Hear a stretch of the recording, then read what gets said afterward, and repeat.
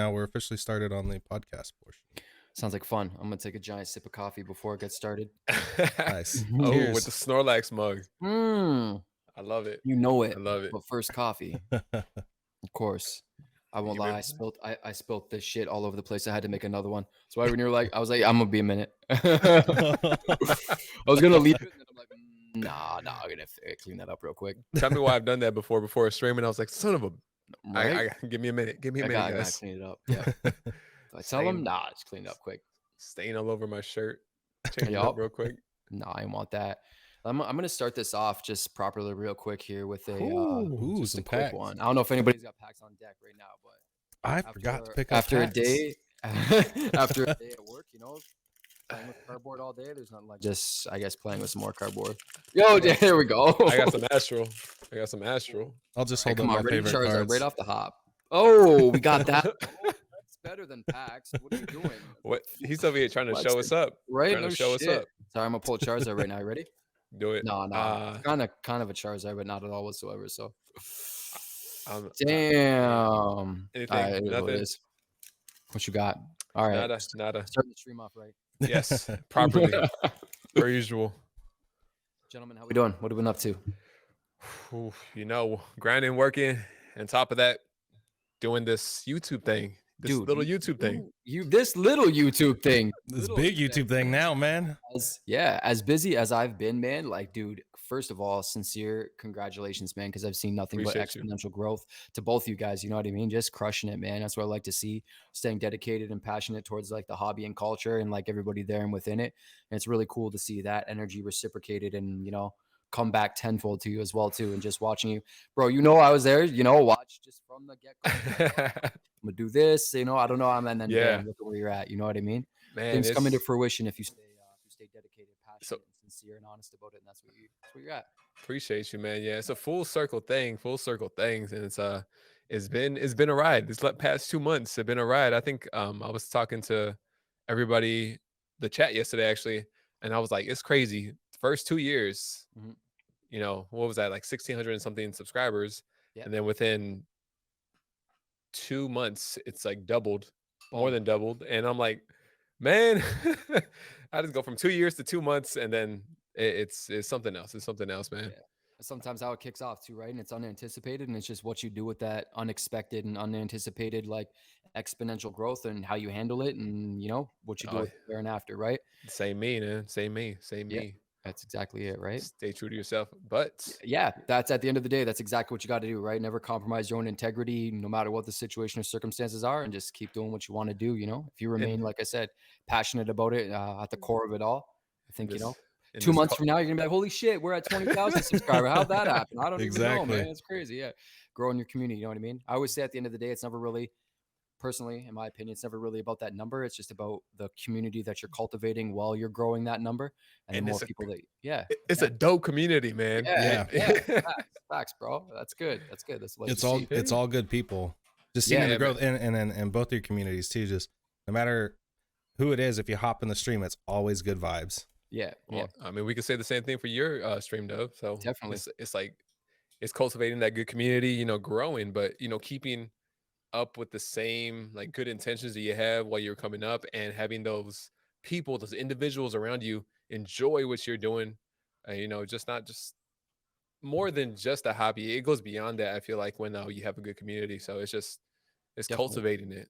Agreed. Yeah, definitely. It's a ripple effect through everybody's platforms too, right? It's so cool. Like, it's awesome when you can hop into your stream, into Dub's stream, into somebody else's stream, and you see like the similarity of like people there, of faces. You know, you hop in, it's like you're going to your buddy's house and you see your other buddy there. You know, like, yo, what's good? Like, yo, I seen you at Dub's house. Yo, I seen you at Tre's place. Like, so it's really cool to see that. But at the same time, then you're also meeting possibly, I mean, like, we all resonate and gel differently with different people, but it's cool because you meet other like-minded individuals within those, you know what I mean, pools of other people or other communities that have already been conceptualized and developed or are up and coming in development, right? So it's really cool. Like, even with the shop, man, like, I've met I've met people that I never ever would have known that were around this area, locally around here, people that live just up the road from this studio.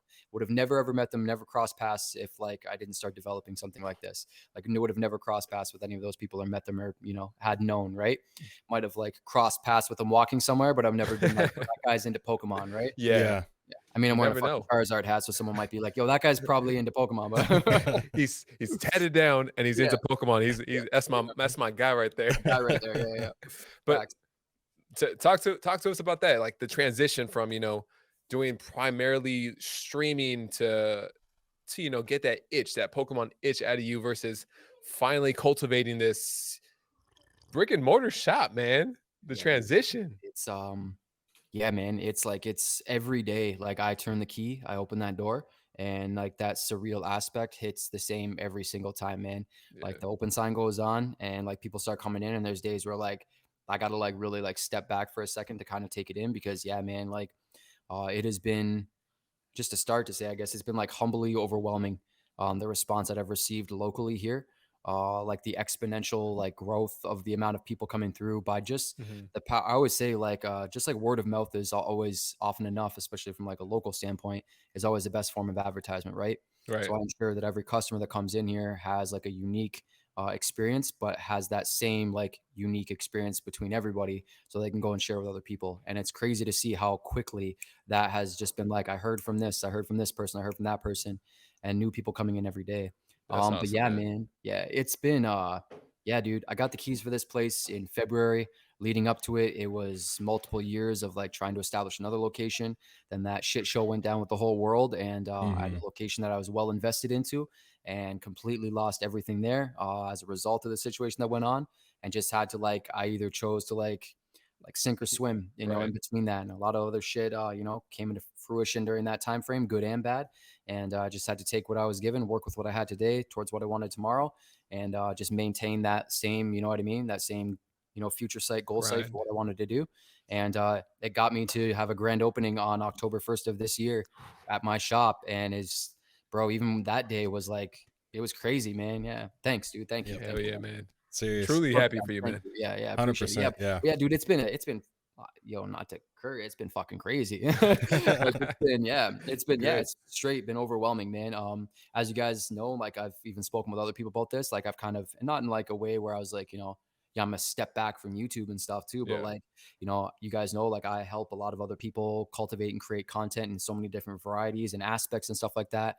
That takes a lot of time, but that is also a contributional aspect of being able to justify the overhead costs of my business. Right. I do editing work that helps other people on their platforms and stuff like that. Kind of takes away from the time I could do my own stuff, because I'm also trying to run a business full time as just a sole proprietor, right? Right. So being able to do all of it collectively, sometimes it takes its toll. And there's days where I just want to just chill, talk to you guys, talk with other people, rip some packs, do my own thing, right? But hey, crack some packs is always a good time to relax. Yeah, amen, right? Yeah, those days are kind of few and far between, justifiably so, because like I was saying, I kind of took a step back away from the content creation aspect, because as I was saying to Dub earlier as well too, when we were chatting, like I had to kind of like make that justifiable allocation of my time. If I wasn't putting as much time as I was into maintaining like the front of the studio, making sure everything is clean, presentable, professional, like to the fullest extent as best as I can, maintaining inventory, sourcing for new product, checking new distributors, shaking hands with everybody that comes in and out. Yeah, there's lots, man. It's every day, all day. It's a nonstop thing. So if I wasn't doing that, and I was like, I'm gonna spend, all day today editing a video, to put out, and maybe it gets 100 views, maybe it gets 200 views, maybe it gets 1,000, you know what I mean? Like, it's kind of that, like, which way do I want to go right now? As we've been building the team up here, it's been helpful to know that come like Q1 of next year, we'll be able to really push forward and utilize this multimedia space to do that kind of stuff even more, right? So yeah, it's making sacrifices now that we're going to, in the long term, pay off realistically, right? So you definitely got to do that. Yeah, definitely got to do that. Yeah. Yep. It sounds like a lot of juggling too. And some things do sound a little more complicated than others. What would you say has been the hardest part of the journey? Just going from no store to full on one of the best looking Poke stores out there. Thank you, man. Thank you. And honestly, that's been like the most humbling thing is like for myself, like I come in here and I'm like, what can I do better? What can I upgrade? What can I like reinvest back into? Right. Like I don't have a personal collection anymore. My personal collection is my shop. You know what I mean? So it's all about what can I do to allocate to make this place look better, to serve, you know, people in here better, make the atmosphere environment better. But the biggest compliment is people walking in here and being like, I had a guy come in here the other day, right? He walks in the door. He's never been in here ever before in his life. Walked in the front door and he just stops. I'm like, hey man, like, how's it going? How can I help you? Welcome to the studio. And he doesn't say a word, bro. He's just like, yo, straight up. He's like, I'm home. I'm home. Bro, He's been waiting. Yeah, yo, straight up. He was like, no, my friends told me about this place. I drove past a couple times. He's like, from the outside. My aesthetic kind of, and I don't blame people, the aesthetic kind of looks like a tattoo studio to a certain extent. The signage out front obviously reads entirely different, but at first glance, you drive past, you see the word studio. If you don't know a Pokeball, people are like, eh. So we have had people walk in and be like, oh, I thought it was a tattoo shop. I'm like, it might look like it as you're talking to me, but it's not. But yeah, going back to Dub's question there, the hardest part of the journey this far, man, man, like not to sound like I'm bitching, but there's been tons of hurdles, man. Unanticipated stuff from like the city coming through and doing an inspection and like having to complete, like there was days, I'm telling you, man, where like people are like, yo, what's up? And I'm like ripping out front steps of this place, having to rebuild them by hand to make sure I'm done on time for my grand opening because the city inspector came through and was like, this place is immaculate, but these steps are 1.5 millimeters too low on this end. So you got to rip that whole shit out. Like, this man came through with the tape measure for sure. This is over there. Straight up. Yeah. The metric system tape measure over there. Facts, bro. That Commonwealth tape measure. Yeah. But yeah, man, there's been lots of hurdles I've had to overcome. You know what I mean? There was distributors at first that we were trying to like link up with that, like when you go through that process, especially right now, like, you know, years ago, any other place will tell you this too. It used to be a lot easier to get distribution. You know what I mean? Even as a personal or a personal business or whatever the circumstance may be. But now majority of places want to see that you're a brick and mortar. They want to see your business license, your tax registration, everything. Right. So a lot of the places, it was a lot of, just like you said, juggling, like a lot of like providing this, providing that, store photos. And then a lot of places were like not comprehending as we're trying to go through distribution, being like, okay, well, like we're not quite open. So the place isn't quite ready. But like, here's what it looks like thus far. And then they were like, yeah, well, you know, this could still just be. And then, of course, once the place was finished to a certain extent and I provided them with more photos, they're like, holy shit. Like, yeah, okay, no problem. Right. But there's been a lot of like, there's a lot of hurdles just with like the developmental aspects. Were days where like, you know, I'm here doing like all the renovations. I'm here doing just everything. Right. Like, as you can imagine, like renovating a place that was like a dump entirely to what it is now there was days where legit, man, where I'm like, man, like, I don't know if I can like continue doing this. Right. You know, my personal health at times was, you know, affecting the rate that I could continue putting in the amount of work that I was putting in. You know, certain aspects of traveling too. It's about a 40-minute drive each way every single day. So a lot of variables that at times were like, you know, impeding upon the development. Right. But like you asked, like the juggling aspect, I just had to learn to juggle better. You know what I mean? Yeah. No one starts off knowing how to do it just right, but I'm 3 or 4 balls in. You know what I'm saying? Yeah. From the outside, it looks like you're the pro, man. It looks like you're running a really tight ship and a really good operation. So I appreciate it, man. Yeah, and we really hope to continue like growing it in that capacity, right? We've had a lot of inquiries for people investing in the business in different regards. Like people come in here and they're like, so like, where's the other locations of this? And I'm the first person that asked that. I was like, what do you like? They're like, well, it's a franchise, right? Like, yeah, this is, I was like, no, that's exactly it, man. I'm like, this is actually just kind of like a direct reflection of just my passion for this culture and this hobby, right?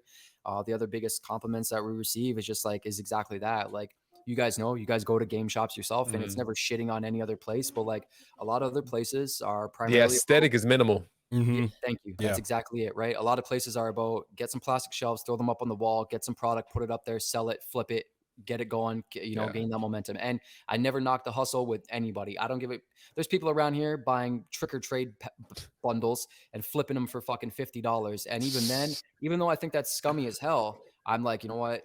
You might have mouths to feed. You might have kids that take care of. Whatever you got to do, right? Like, long story short, we've given out over 12 bags of the trick or trade things before even Halloween started here, right? We did them on the grand opening day in goodie bags. We do it to kids. Every single kid that comes in here, we hand them out to them. Even some of the people in our age demographic, they're like, yo, do you know where to get those? I'm like, yeah, right here. And they're like, how much is that? I'm like, free 99, bro. Like it's no thing. I hit up a guy locally here. He was selling for $50 a bag, Canadian. So like $3 US or whatever, right? Right. Right. So I hit him up and I was like, listen, man, I know you're selling these at a markup. I'm just giving these away. I'm gonna offer you $40, which is like almost double the cost of these fucking things, right? Yeah. He straight up told me to go F myself. And I was like, no. all right, man, you have yourself a blessed day. Yep. Good luck selling them after Halloween, whatever you got to do, right? Yeah. But yeah, like it's you see the aesthetic aspect kind of it's like lackluster to a certain extent, right? Right. Which honestly, some places like that's totally fine. When you have a shit ton of product and you have minimal wall space and stuff like that, that's totally fine. But I've gotten into places that were just like so Bare. yeah, just bear with passion, you know what I mean? Mm-hmm. Bear with like, you know, the dedication to like providing an atmosphere for people where they come in. It's not like come in, buy your product and leave. I'm Right. more like come in, and if you can't even buy product, here's a couple packs, like let's hang out, let's talk about the hobby, you know what I mean? If I can help, you know, build it up. Like the biggest going back to what you said before too, what is one of the biggest like hurdles? The biggest and most stressful thing thus far that I personally have found about having a brick and mortar location where you buy, sell, and trade all day, every day is having the younger demographic come in. And it is a plague right now. And it is having them come in and they're like, I want to trade. And you're like, cool. Their parents are there with them too.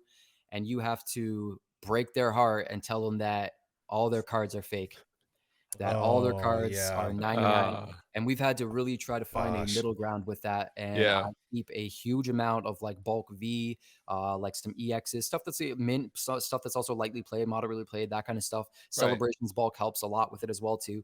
But I just kind of like ease into it like, all right, so here's a bunch of cards. Like these are all authentic, real Pokemon cards. Unfortunately, these ones aren't. And obviously you fell prey or like, you know, were susceptible to trading at school. You know how it was when we were kids, right? Yep. Man, it was cutthroat. Right? It was straight, bro. Straight. Ain't no screwing around, bro. Man, kids, grade 8s out there like, yo, let me get that Charizard for these 50 gold cards from Amazon I got for $2.99. And the kids are like, holy shit, that many cards for just this one? They're like, yeah, let me get that. Let's do it in your binder right there for like, yeah. So that's been the most difficult part. On the flip side, it's been really cool. We've been conceptualizing, developing, and hosting events where we have age demographic oriented nights where we have kids come out from like my son's age. So in between 7 and 13. And we encourage the parents to come out with them as well too. So we can help educate and inform them about prices and certain aspects of cards when it comes to their value. We have kids that come in here and, you know, they'll come in with their parents and they have a binder full of phenomenal stuff.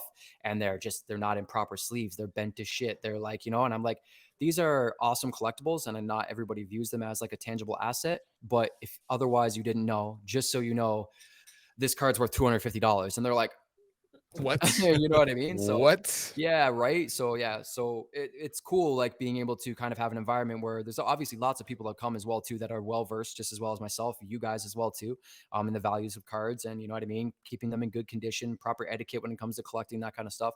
And it's cool to kind of like sometimes obviously be in there and be a mediator and kind of like a middleman of like, yeah, like this would be a reasonable trade. And then it's cool sometimes to step back and just watch that just naturally and organically grow in my store. Mm-hmm. You know what I mean? And like unbeknownst to them, like it's like dreams coming into fruition for me. And it's just a good time happening for them and memories being made. So to watch that stuff kind of meld together is just like, yeah, that's what makes all those aforementioned Dub, you asked those, like, what's the hard parts? I don't even worry about them anymore. Even in the ones that come in, I don't give a shit. Like I just let them melt away because at the end of the day, these other circumstances and scenarios outweigh it. Right. So as long as I can maintain my work and keep everything going and my doors stay open and we grow little by little, it is what it is. Same with my YouTube channel, man. You know what I mean? Been doing this for years and it's just been slow incremental growth, but you just stay at it and eventually you'll, you know, you keep moving. Yeah. You get to where you want. But all in all, man, yeah, it's just been like, yeah, like I said, at the top tier of it, just humbly overwhelming. And like, I look forward every day. I wake up super early, do my training in the morning if I have to. If I can't do it at nighttime, crush that, drive 40 minutes, get here. And every morning I wake up, I am always excited to come here because every day since we've opened to now has been something different entirely. So it's really cool, man. That's awesome, dude. Yeah, thank you. Appreciate it. Number one, you're a certified badass in the Pokemon community. You've gone from nothing to a full-on store. Number one. But you, just your attitude towards the hobby and the other people in the hobby, everybody from a beginner to a more seasoned collector, the attitude you put towards out towards the world, towards those people, I think really harbors what's going to make not only your business successful, but Pokemon as the collecting hobby just continue to be a successful hobby into the future for many other people to live out those same dreams. Thank you. So yeah, and it starts with that attitude, man, and that you spread that. That's how I know Jay probably thinks the same thing. First time we hit your stream up, we never left afterwards just because it's the vibes, man. Because Tre's got a distinct style and I mess with it. Yeah, Thank exactly. you, I appreciate it. Yeah. I've always tried to you guys know how it goes. I mean, you talked about the cutthroat aspect earlier, bro. The YouTube game is the same way. You know what I mean? People fall prey and fall susceptible to like certain variables of the platform that like obviously in turn at certain points in time will assist with that like exponential growth in certain regards, right? At my core, like I never wanted to compromise the integrity of what I'm about when it comes to this kind of stuff. I've been involved in it in so many aspects over the years, you know, from times growing up in the tattoo industry, you know, there was times where I kind of shied away from it, you know, at least being open about it because I didn't want that reflection of like, oh, this guy's a fucking nerd, you know, trying to maintain a little bit more of not like, you know, like wanting to be accepted in that scene and everything. And then there just came a time where I was like, man, this is what I'm about and this is what I enjoy. And like, you know, it'd be nights at the studios I'd work at. They'd be like, yo, we're going to go and do this and this. And then I'm like, I'm going to go play Pokemon. And like, you know, and they're like, I don't know what that means, bro, but it sounds dirty as fuck. Go do you. Yeah. And then I just kind of carried that with me through into like as I started doing content creation, man. Like, dude, when I say like I can safely say like there is always, even where I'm at right now, no matter what, there's always room to grow. And if you're ever at a point where you think that you're like the best at what you do, you need to take a tall glass of humble and chug that shit because there is always room for improvement and there's always room to grow. And I've always maintained that, like, just like no matter what, like that's cool. I learned how to do this, but now how can I learn to do this or branch off and do this better? The next whatever the circumstance may be, right? So, and like you said, Dub, like I just try to help other people with that as well too, because we all start somewhere, man. I never picked up a camera and I was just like, yo, I'm dope at this. I picked up a camera and I was like, man, I fucking suck at this, right? But I had to stop also comparing myself to other people.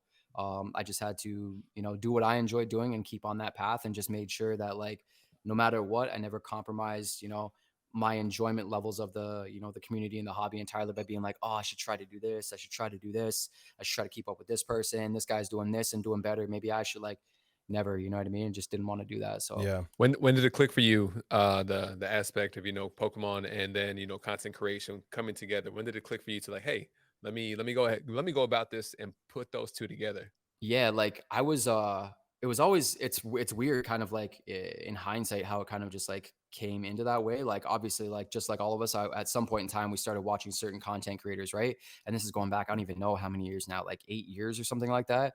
But like XY Flashfire was like a big set for me when it came out again because like I was still always buying and selling and trading no matter what, but I primarily dabbled in like older era stuff, Wizards of the Coast era, all the vintage stuff, how, you know what I mean? A lot of us grew up with all that kind of stuff. And that was always kind of like my forte. Right. And I always dealt, you know, up to the end of Wizards of the Coast. That was my stomping grounds around where I was, no matter what I was doing, whether it be tattooing, whether it be like retail, like merchandising and management, no matter what area of fields that I was working in, labor, working on the boats, no matter what, I was always still buying and selling and trading Pokemon, Yu-Gi-Oh video games, doing that sort of thing. Cause that was my shit. That's what I enjoyed doing. Right. It fueled my ability to justify purchasing product at larger volumes when I wanted to open something, right?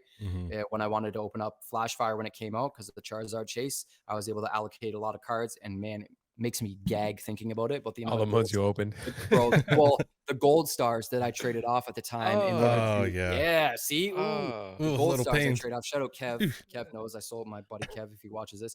Him a couple gold stars probably at the time for like $90 or something. You know what I mean? Like, but yeah, Flashfire was like a big set for me because it really like.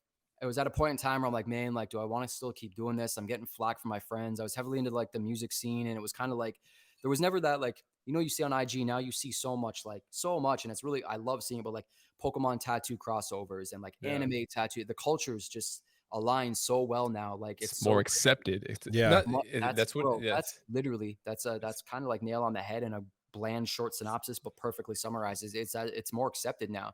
Like when I was in the industry, like, you know, I'm doing like old school Sailor Jerry style stuff and like neo trad, and like it was never really like, you had some places that were kind of like, you know, like that over time, but like it was very niche at that time, right? It wasn't as like, you know, you can go to like an anime tattoo artist or anime tattoo studio. Realistically, it was there, but especially around my area, like social media, same thing. IG wasn't as popping back then and stuff too, right? But, yeah, like for me, it was more or less like that era, that Flashfire era, really like re-solidified the hobby and my passion for it. And that's when I kind of started kicking back on to like the thought of like, how can I like integrate, like I started getting into photography again more too, and then start picking up a camera. And then I was like, on YouTube, of course, like Pokemon, Pokemon cards, Pokemon opening. I'm like, I can't open all this shit. Like, let's see whatever the people, oh, whoa, there's people that do this, right?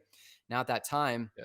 and it's not to like, whatever boast or anything, but there was, not that I know of any other like heavily tattooed people on the platform Opening opening Pokemon Pokemon cards. cards. Yeah. And my buddy was like, what are you doing? Like, bro, like this is like, that's your in right there. You know what I mean? Like try that, right? It's a perfect thing for people in your demographic that are kind of shy about this shit to be like, oh, okay, all right, this guy's, whatever, cool, right? So, and it was cool because even friends of mine locally too that were less like, hey man, like, oh, I collect, Like, oh, you do that too? You oh, do that too? you collect Pokemon, bro? Like, yeah, whoa, I do too, man, but don't tell anybody. I'm like, okay, cool. But yeah, it was just like, yeah, that was like going back, like, I don't even know how many years ago now, man. But it was just like a cool crossover point for me at that like Flashfire era where I was like, all right, like I want to try this YouTube thing, and just see how it goes. And then it went from like, wow, I really suck at this whole editing thing to like, I want to get better at this. I want to try this, And then it just became like allocating, like, okay, I can justify, buying this piece of equipment. Well, that one is actually useless. Now I got to try and get something else. Like, just a So trial and many error. mistakes. Oh, So bro, many you don't mistakes. know how it goes, man. Think about this. Okay, think about 5 years ago where you are now, and the fact that we're all sitting here on this camera, on these platforms, utilizing all the software that we're utilizing. You would have sat us down in front of this 5 years ago, be like, I'm at a Like, fucking spaceship station. I don't even know what I'm doing. Yeah, Yep. what the hell am I doing here? Exactly. Yeah, What is exactly this it. place? yeah, I'd straight be like, up. nice So that's what it setup, became. bro. I wish I knew how to use it.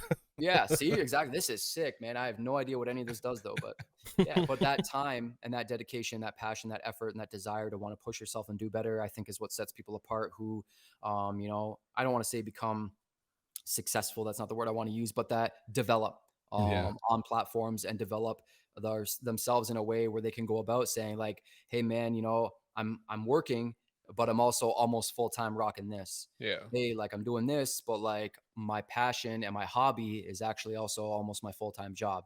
And I Right. think like the times that we live in right now really allow people who want to put in that passion and that Yeah. effort and dedication to manifest that shit into reality. You know what I'm saying? So It's never been more available to be able to do that than now. So Yeah. never I ever, mean, man. Never ever. Even like I said, even like 7, 8 years ago, man, like just the reach that you can have on social media platforms and stuff like that. And that's why I don't blame a lot of people who just get not caught up, but that are like, yo, I'm gonna do like all these shorts, I'm gonna do all that. And you get that engagement and you get that growth. And now it's accessible, it's quick, and it helps with that exponential growth. And the cool thing is that you may have people that come in and just check it out, but you also have people from a retention aspect that you get to pull into your community that are like-minded in the regard that you want them to be there, right? right. Because we all know how it goes. Like you'll have people that come in and say some weird shit and say some stupid shit. If we're being real, you got people that come in and you're like, bro, why you got to say that? Like Yeah. that's just Just ruin awkward. the whole vibe. Yeah, just ruin, just fuck the The- whole vibe the up, bro. whole You got thing. people that come into the shop and do the same thing too. I'm like, read the room, man. There's like a group full of kids here with their Yeah. parents, and you're coming in here being like, yo, what the fuck's that? And it's like, hey, Yeah. man, there's a time and a place, and right It's now, not right obviously, now. you can't discern, what Yeah. that time is right now, right? So, but yeah, it's like you said, it's never been more readily available if you want it, right? And I had someone I was talking to the other day who is a content creator here locally, and when he came back here and saw this space, he was absolutely blown away and was like, "Can I?" I'm like, "Man, like come here. If I can help you with anything, let me know. I offer my services in these capacities. This space is here to use for people that do this kind of stuff. Help yourself grow. If this space helps, positively reflect a level of professionalism for you, come here and use it. Let's see what we can do." But like, I was talking to him, and he was just like, "I feel like," and it was kind of like, I don't know what the word I'm looking for is. It was like demotivating, but also simultaneously inspiring because he was like, man, I feel like it's so oversaturated. Like it's so hard to like get noticed. But I'm like, at the end of the day, man, you got to look back at like, why are you doing this? Are you doing this because you want to get noticed? Mhm. Or are you doing this because you enjoy this hobby? You want to meet other like-minded individuals, cultivate relationships with each other, whether it be business, friendship, professional, doing middleman services, whatever Right. it may be, and hone in on that? Or are you just trying to do this for all that like fucking clout, clicks, and all that shit, and you don't care about maintaining relationships or any of that kind of stuff? Yeah, Mhm. it's So at the been end a of the couple day, people in my chats have been asking, yeah, like, "Oh, how was it when you started?" Or like, "How do you start?" I'm like, "Well, first of all, you got to start off doing it for yourself because if you're doing yeah, it for other people, it's not gonna work. It's not gonna Mhm. happen. You're no, gonna get burnt out real quick. instantly, really, bro. Yep. really quick. It's like You're a gonna get demotivated. You're gonna do lot that more behind the comparison thing. scenes. Yeah, you're gonna look at other people. I look at man, and it's not from a comparative perspective, but I look at other people that just joined the hobby. They're like, I'm gonna get in on this. Able to rate a check towards it, Hmm. cash in on it, and just boom, exponential growth in the hobby. Maintain a very top tier aspect of it, where their content is at next level stuff. They got people assisting with every variable that they need. Where it comes down to it, they just I have this idea. Let's run it with the team. You know what I Yeah. mean? And then there's people that will look at that and they don't see that behind the scenes from that editing perspective, right? Mhm. Hmm. Like a lot of people look at people that are editing and they'll be like, oh, this guy does this. And it's like, how am I ever going to get there? Well, it's like, well, man, just like you just said, first of all, you got to start doing it for you. And then you got to start learning how to do that kind of stuff. And then eventually you got to start looking at it from the perspective of like, okay, these people have full teams of people Yeah. that are rocking this with them. They're also doing this as a full-time gig. There's people here that are doing this as a profession, not as just like, I got to do this or my full-time job, then I got to come back and do this. Right. A lot of people don't see the work that goes into it behind the scenes when you're paying editors, you're paying people to source material, you're paying people to go and so many different aspects, right? So like you said at the beginning of it, you got to like get into it from again, this is me just talking on my ass. My opinions are like assholes. Pretty much every one of us has one, you know what I mean? So, Yep.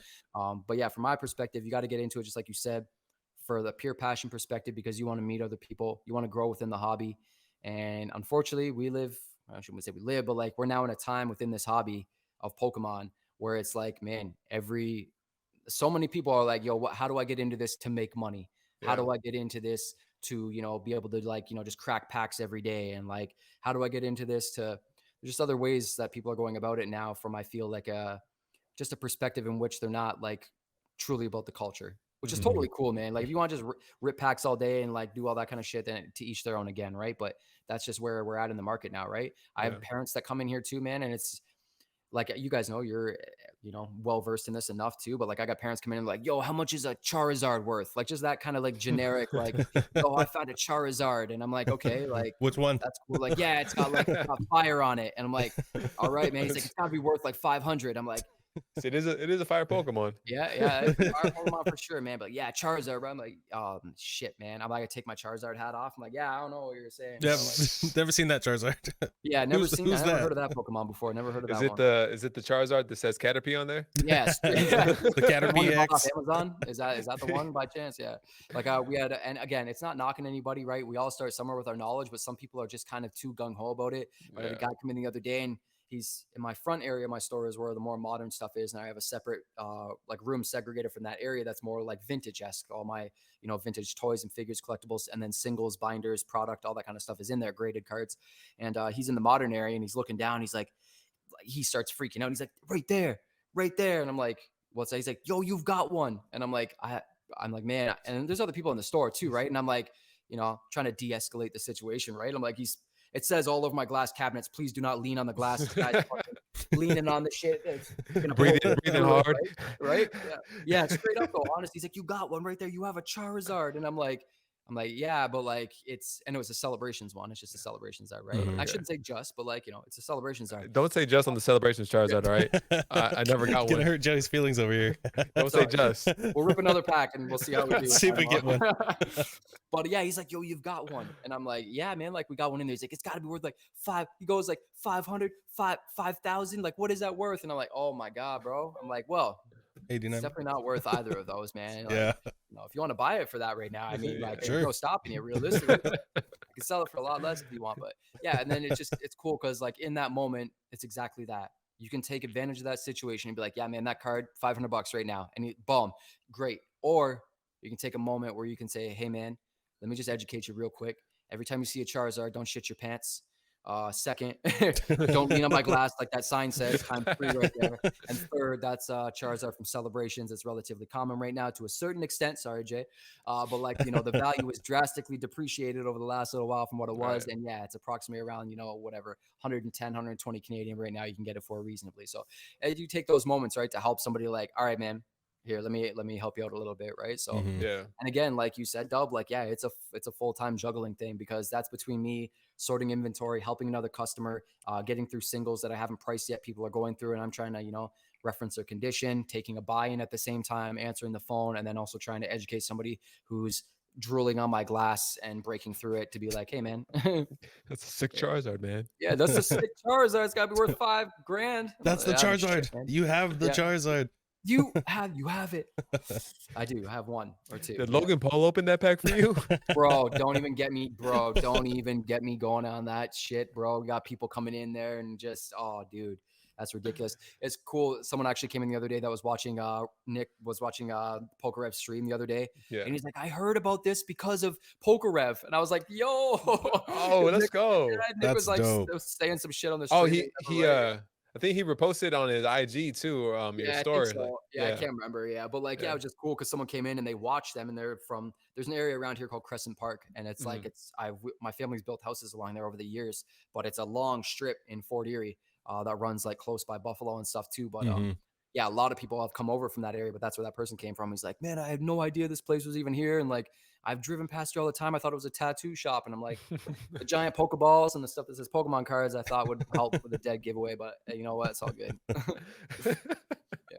So it's cool, man. All kinds of walks of life coming through the shop and stuff. But yeah, man, like a lot of people have been like, hey man, I've seen you haven't made a lot of content lately, but like some people didn't even know I was opening up a shop too, right? So you know, had to take a minute to let people know, like, yeah, like my time has been allocated towards something I've been manifesting for years. I've spoken about it over and over and over again on my channel and kind of like prodded at it, poked at it, put videos out and stuff. But there came a point in time where it was like, I can spend the next 3 days editing a vlog for this. That's going to yield this, you know, you guys, you know, like my close homies within the community and stuff like that. You guys know where I'm at. People that I talk to and network with and buy and sell and trade with, you know, on even a large scale, 1,000+ people, like those people know where I'm at with it. Right. So for me, it was like, you know, at my core, like who knows right now is good for me. Right.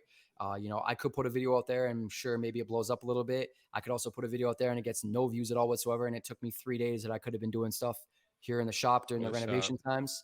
And, you know, it would have taken away from the development. So again, sacrifice, yielding progress in certain regards to hopefully come full circle, beginning of next year where we can really push and, you know, zero in on more content creation too. So fresh start. Yeah, that's exactly it, man. That's exactly it. It's crazy, man. You don't only deal in Pokemon cards, but you also do video games and content creation stuff there. You have PC set up. But with that last story too, it sounds like you're dealing out some lessons in success too to people and just helping people out. Like that's dope, dude. Just sharing experience, you know what I mean, man? And at the end of the day, if anybody takes away anything from anything that I've gone through and they can like, you know, digest that and apply it towards something that helps them maintain integrity in their own regard or want to be motivated to learn something new or even continue with something else, then that's awesome, man. Like that's phenomenal. You know, that's kind of like, you know, not what I aim to do, but at the end of the day, if somebody, like I said, takes away something from something I've gone through, you know, as you mentioned before, those hurdles and stuff like that become a little bit lighter and a less, you know, something I worry about because I'm like, you know, I went through it. Now it's translating into somebody can utilize to kind of get through something themselves too. Right. So yeah, on the back end, yeah, we're dealing with a lot more stuff too, man. Like just behind me here, we do custom in-house PC building. So primarily allocated towards like gaming and content creation, development and editing. We do them custom built here, or we have multiple PCs and rigs already up on the rack. Some of them ranging from 1,500 all the way up to like 6K.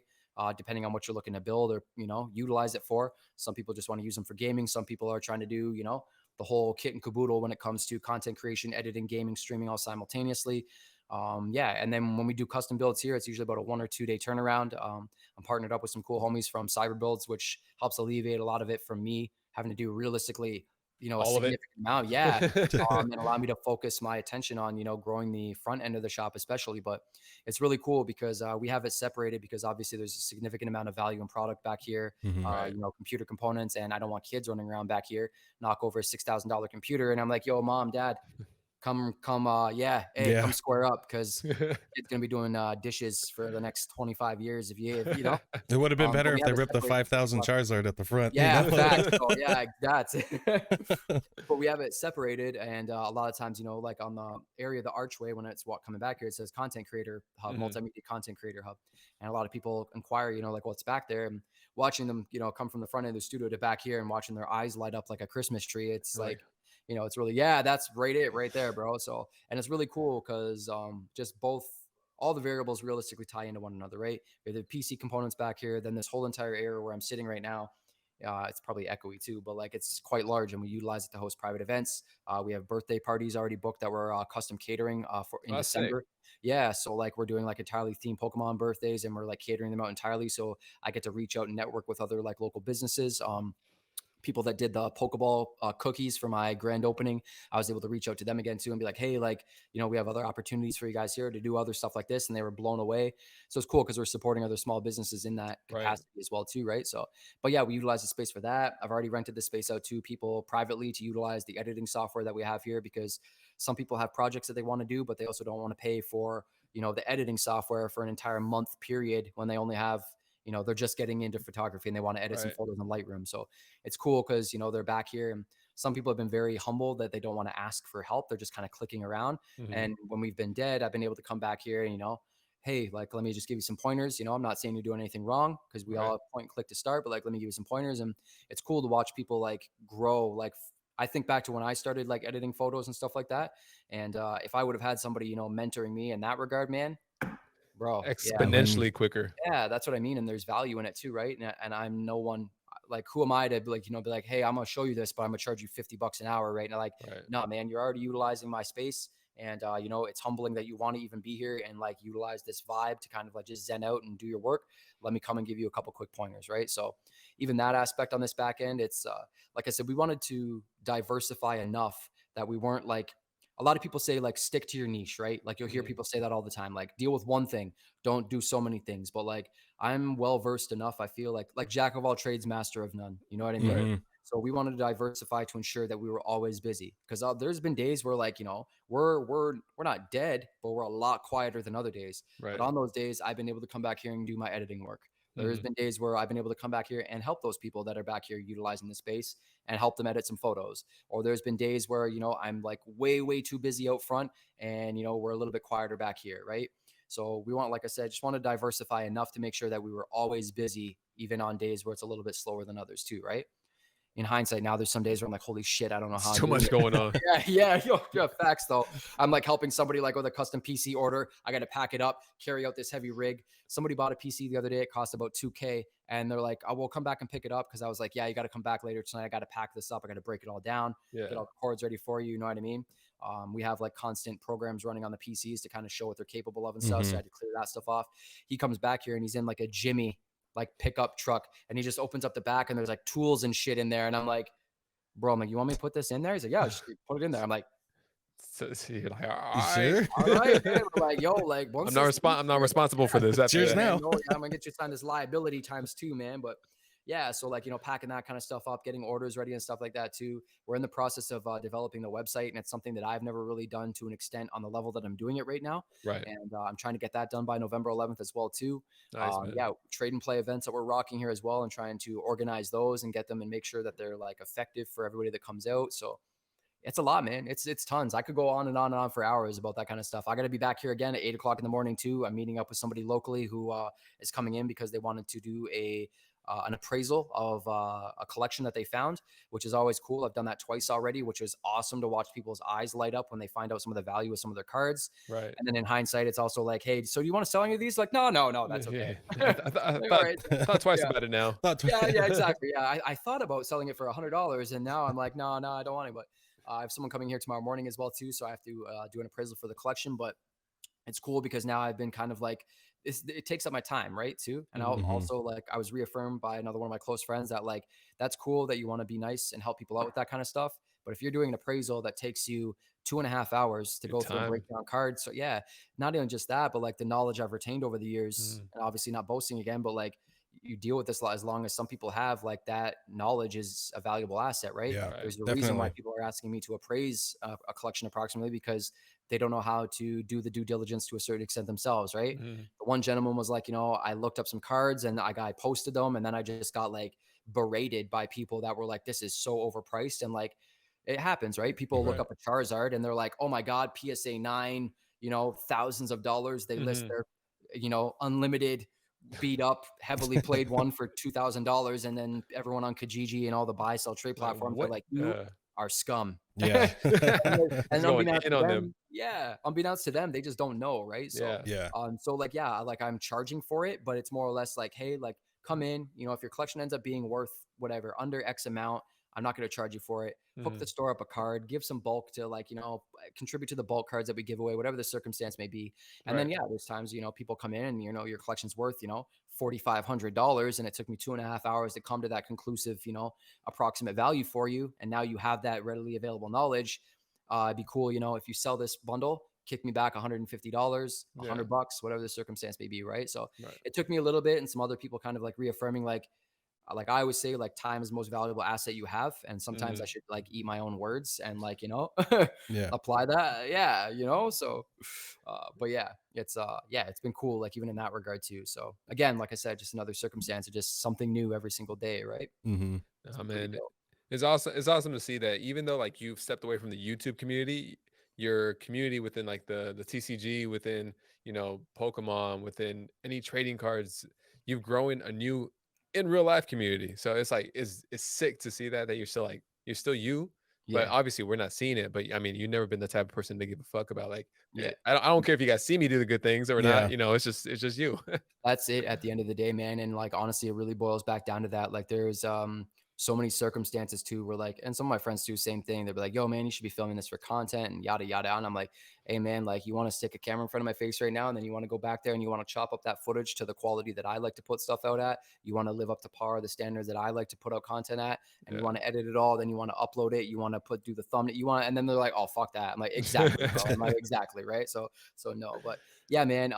Prime example, even last year, man, like, we did a thing, and we're gonna do it bigger this year as well too. But you guys know, you open up product, you open up tins, and you have just an armada of empty tins. You got, you know, celebrations tins, you got other collection boxes tins and stuff like that. Right now, I'm not saying that all of us take it for granted, but it's just something that we don't consider as a variable where, you know, kids come into the shop and I'm like, hey, do you guys have storage containers? And they're like, nah. Like, we got kids that come in that are like just starting. They come in and they got a couple cards, right? So you make their day, you make their week, you make their month when you throw a handful of cards into a tin and you hook them up. You know what I mean? And for me, it's clearing out some space so I can, you know, allocate some more space to other inventory or whatever it may be. But Christmas time last year, we packed up a bunch of tins with, like, you know, sleeves, dice, damage counters, a couple packs here and there, you know what I mean? Just like whatever packs, Fusion Strike at the time, especially too. And then just some like bulk cards, some rares and stuff like that as well. We slapped a bow and a candy cane on top of it. I made a local listing that was like, listen, like, you don't need to take a photo with me. You don't need to, you know, go on a social media platform and say thank you. You don't need to, you know, tell a friend. You don't need to tag me and 3 other people. You don't need to do anything. You need to just hit me up and be a humble, genuine person that's just kind of struggling a little bit, maybe during the holiday season. And you don't want to like go about, you know, asking for charity, but maybe you could use some help. Hit me up, meet me downstairs. I'm gonna hand it off to you. I'm gonna pass it to you, to your kid, wrap it, rewrap it, whatever you want to do, take it, go ahead. You know what I mean? For me, it's just the value was in just some of the people that you ended up crossing paths with that were genuinely grateful for something like that happening, right? And I want to do that again this year as well too, in same circumstance. Could I film it? Could I make a big debate, like a thing of it and everything? 100%, man. And would that also in turn maybe spread some good energy and stuff too? Sure. But I don't think people should have to watch content to be motivated to do something good. Right. Do you know what I'm saying? 100%. Yeah. So, like, Agreed, and it's good to see that too. I love seeing good energy. Don't get me wrong. I love seeing all that stuff, but like, the good energy should be enough between the experience that you share between you and that person. That personal experience, especially now that you have a space to do it and people come into that space. Yeah. And it's cool too, because in the same regard, other people see that, right? Like, other people that are here buying, you know, a couple $100 worth of cards are also at the same time seeing, like, and it's cool because again, like, it's just another example of like somebody else did see it in that space. And now they're like, oh, hey man, let me also grab you a pack. And the kids are like, what is going on right now? Like, why am I came in here with nothing. Why am I walking out with an armful of nothing and I spent no money? Like, but it's cool because now in some regards, don't get me wrong. At that time, Christmas time last year, when we were doing that, we had people show up that I was like, yeah, buddy, like you can like turn around and walk that way before I start filming you and just show what a low life piece of shit you are. Cause clearly you are here to try to pick up free cards and flip them. And now you're understanding that, like, oh shit, I'm not getting this from like some mom or something like that. Like, I'm like, oh, oops, you know, oh, I fucked up, you know. You're messing with Trainer Tre. You're messing with the kids. The Trainer Tre is trying to help. That's even worse. I'm head out. Yeah, peace. I gotta go. Yeah, they're like, actually, I remembered that I had cards at my house just now. I'm like, yeah, I'm good.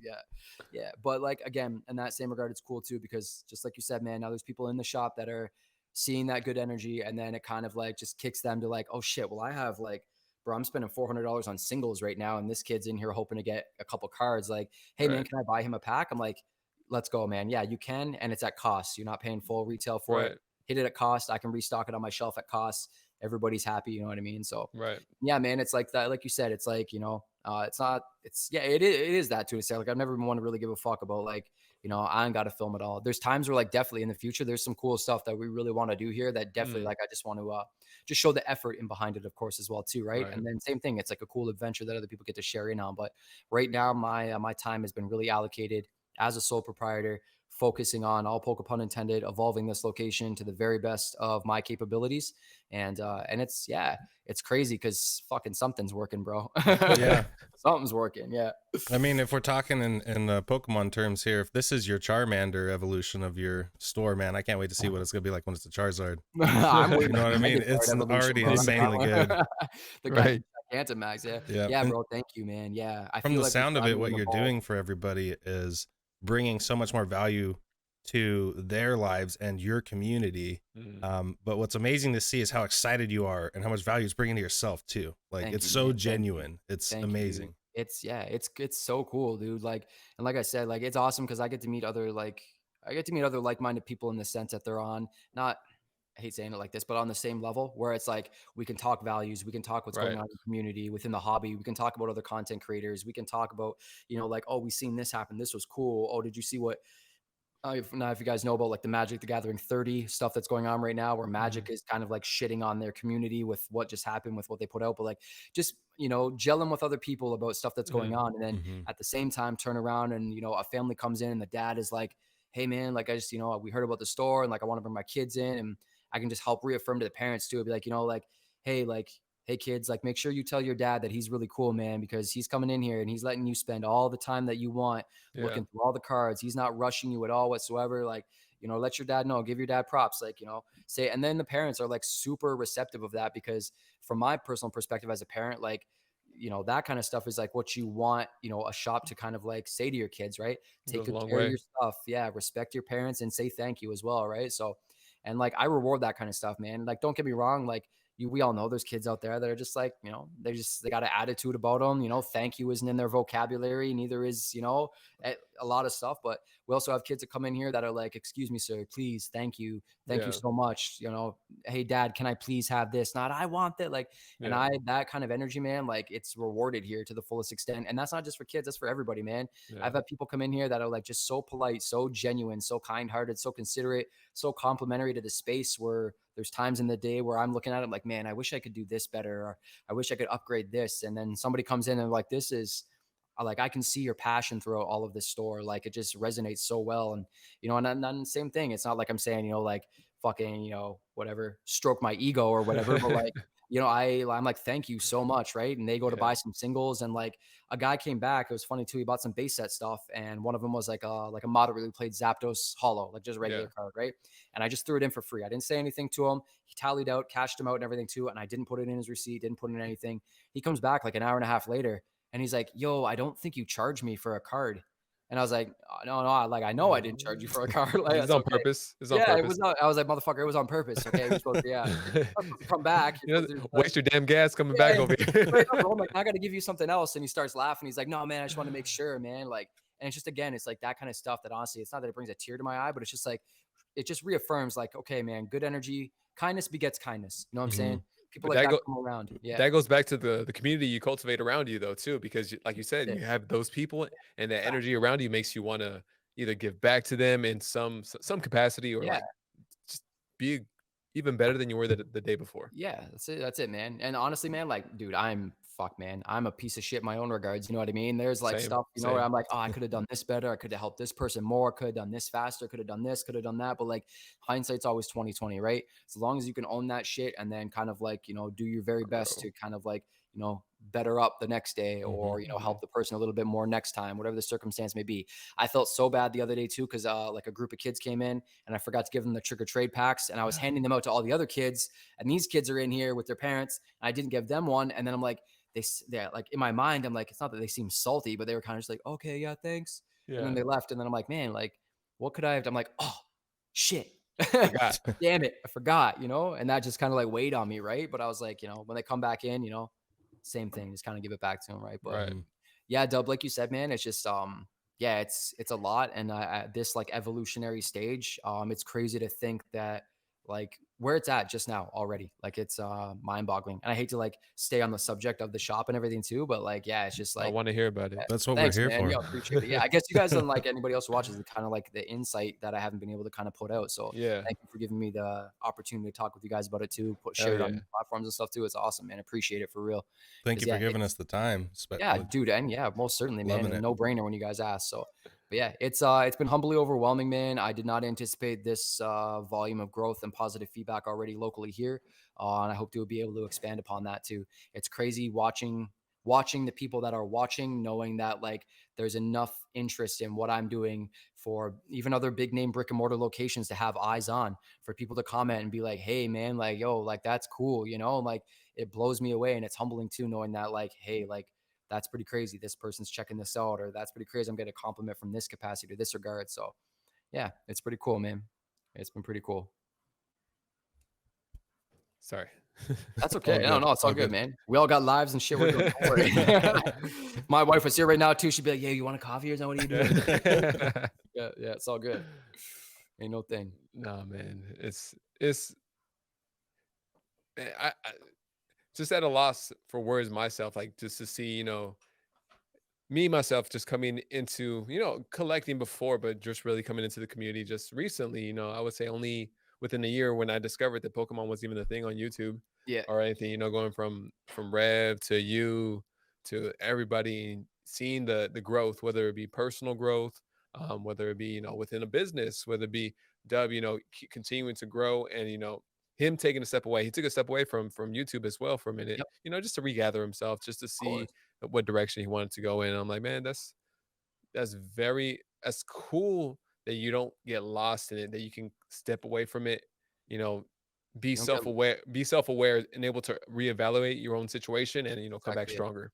Yeah, you just Hmm. like don't get lost in the sauce, as the kids say, I suppose, right? And that's exactly it. And then Dub, look how involved you are in so many different aspects with so many different people and networking with so many different Mhm. people, right? And at the end of the day, it's the same circumstance where I feel for both of your perspectives, where you just like stay true and dedicated to the passionate aspects that you enjoy, right? Right. Doesn't matter if you're streaming a game that you just want to play at that point in time and want to share it with people who want to come and check it out. If they want to come and check it out, come and check it out. If you don't want to and it's not something you're about, that's totally fine. But at the end of the day, you're doing something that you enjoy because you want to do it, right? Yeah. And yeah, Hmm. I think eventually at some points in time, it's going to translate into growth in those capacities, right? With those Mhm. kinds of people that you want to grow with. So Hmm. yeah. That's been my favorite part with taking a little bit of a hiatus and then really thinking about what I wanted to do and getting into the content creating side. I'm noticing that everybody's coming around and sticking around, and sometimes more people are showing up than not.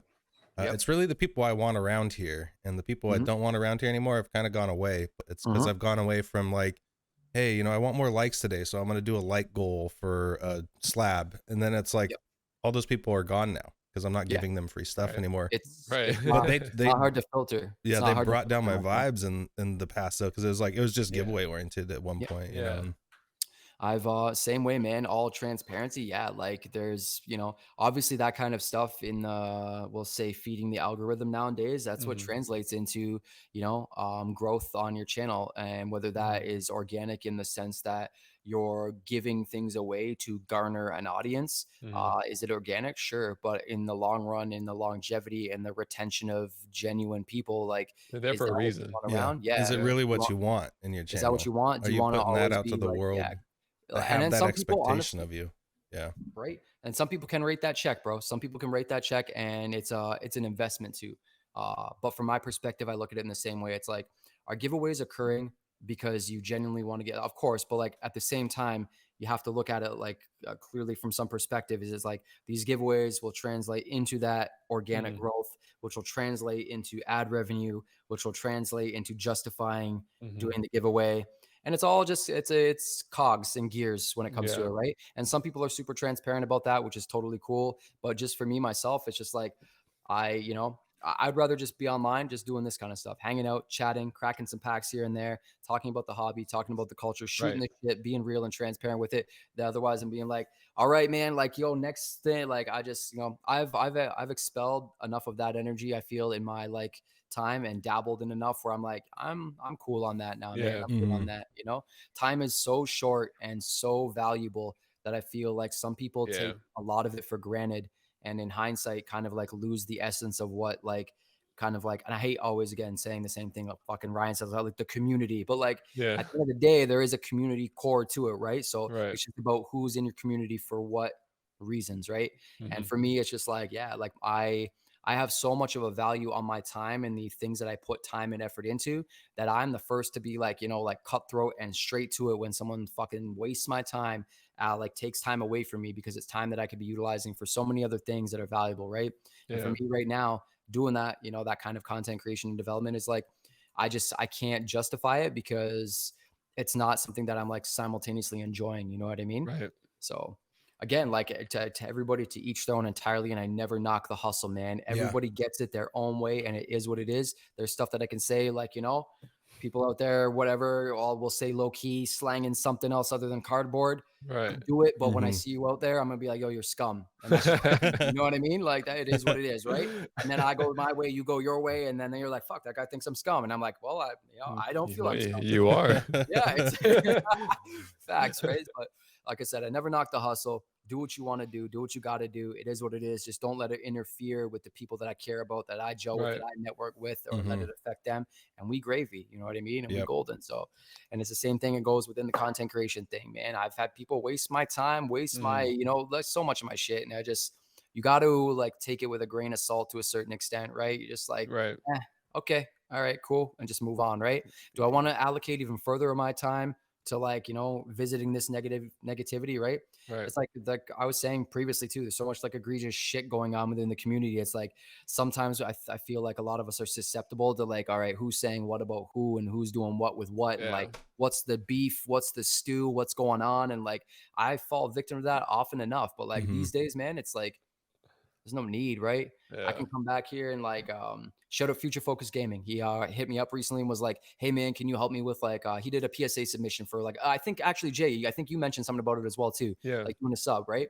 Yeah. And he hit me up. He's like, "Yo, can you help me with a video edit that I want to do with like some people's subs and stuff like that?" And I was Right. like, "Dude, definitely." Now I could spend a couple days next week watching a bunch of YouTube videos about people talk shit about each other, Right. or I could do some work that's going to help benefit my business, help benefit somebody within the community in a positive Right. manner, Mhm. and allocate that time to that. Yeah. So it's been a lot of that lately, right? And not Yeah. only that, it's like even if you have the time to watch that shit, it's like, do you want to mentally strain yourself with that? You know Mhm. what I mean? Or Yeah. you want to allocate those hours to learning a new skill, meeting a new person within the community, checking out some more, content that motivates you, inspires you to want to do better, right? Yeah. Yeah. I Don't Mhm. get me mean, wrong. We shit. all we all like we all like to see what's going on with what, you know what I mean? Like Just we more like, recently got just watching a couple things, but yeah, dude, I'm like, all right, I'm done with it now. Yeah. I'll just leave it at that. you go I'll with it. just get back to it. But Trust me, yeah, that's it. That's it, bro. There's circumstances that I wanted to that I wanted to air out recently.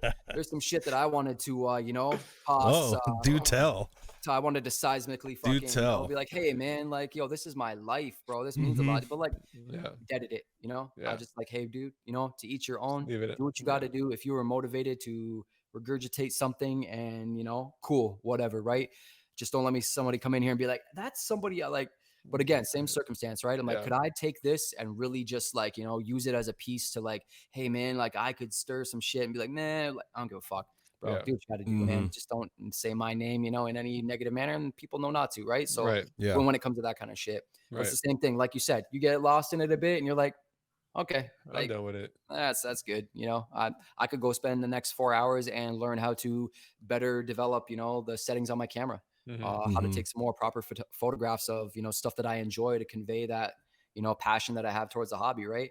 There's days where I sit back here, man, I spend 4 hours taking a picture of a single fucking Pokemon card and editing it, Like make a son of a cool video about it. And I'm like, man, that was fun, We've And all then been people are there, like, I did you think. hear about this? And I'm like, no, I didn't fucking nah. hear about I that. I I was made this. playing, yeah, I was playing Peter McKinnon with my fucking Pokemon cards in the back of my studio right there. So sorry, like, yeah, my Yeah. I bad. just want to take some pictures. Yeah, hey, hey. I just want to take some pictures.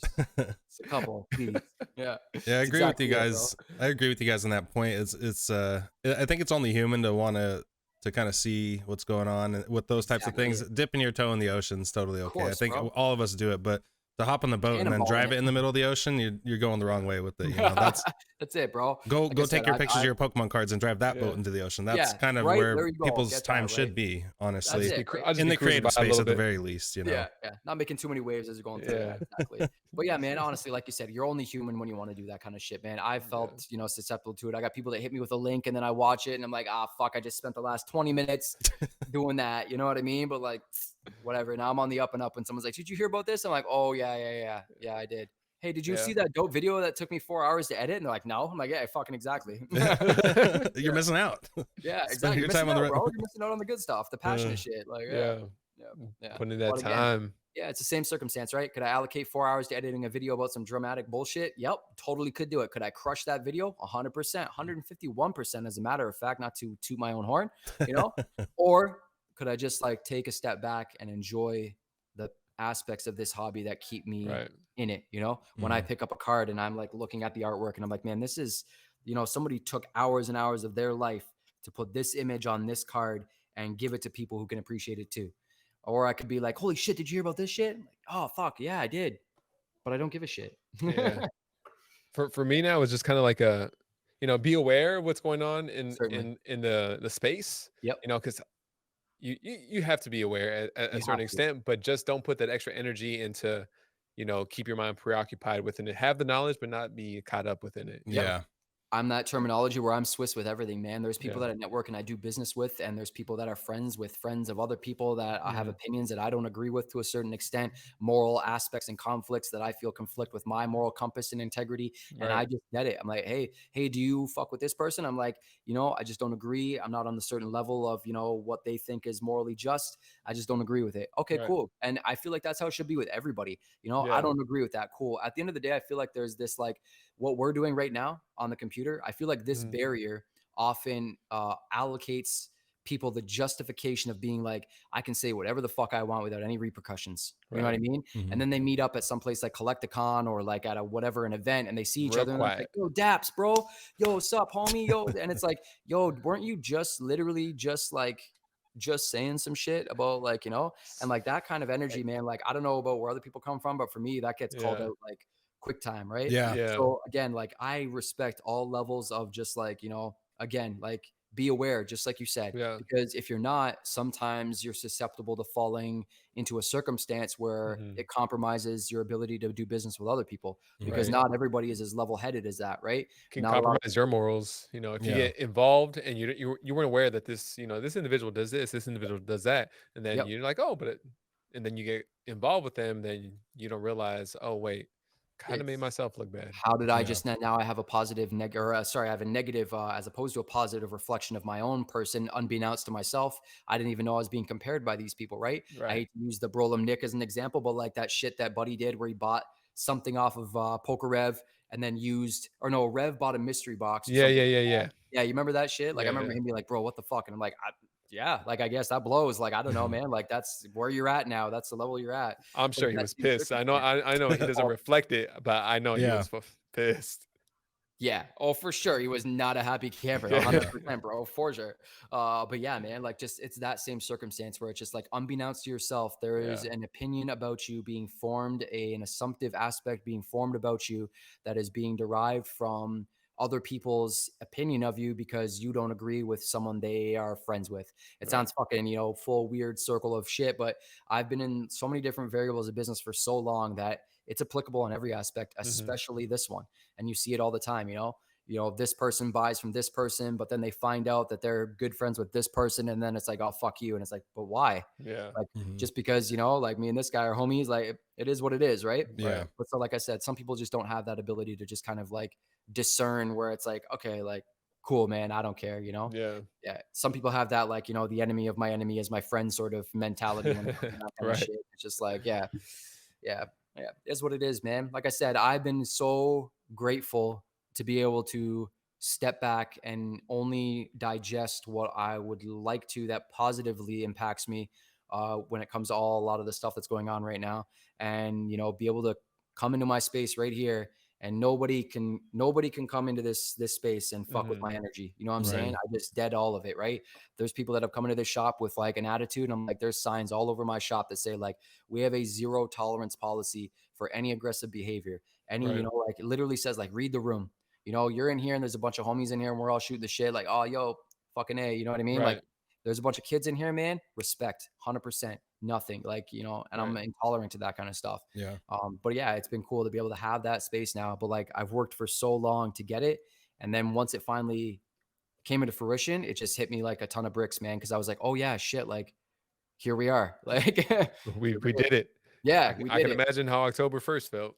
Bro, yeah, it was, I like, man, there was times where people were like talking to me and I like just zoned out. I just like that day is a whole blur. The whole day, I don't even remember. The crazy part is like, we took a couple pictures here and there, but like, I didn't have any like, media there. I didn't have, there was some people from the city that were like, oh, can we take, and they ended up just talking with other people. And they're like, we're so sorry. We didn't take a lot. I'm like, why are you apologizing? Like, you ended up doing exactly what I wanted this space to be. You came here and you found out what it was about, and you ended up just meeting other people that were about the stuff that you're into.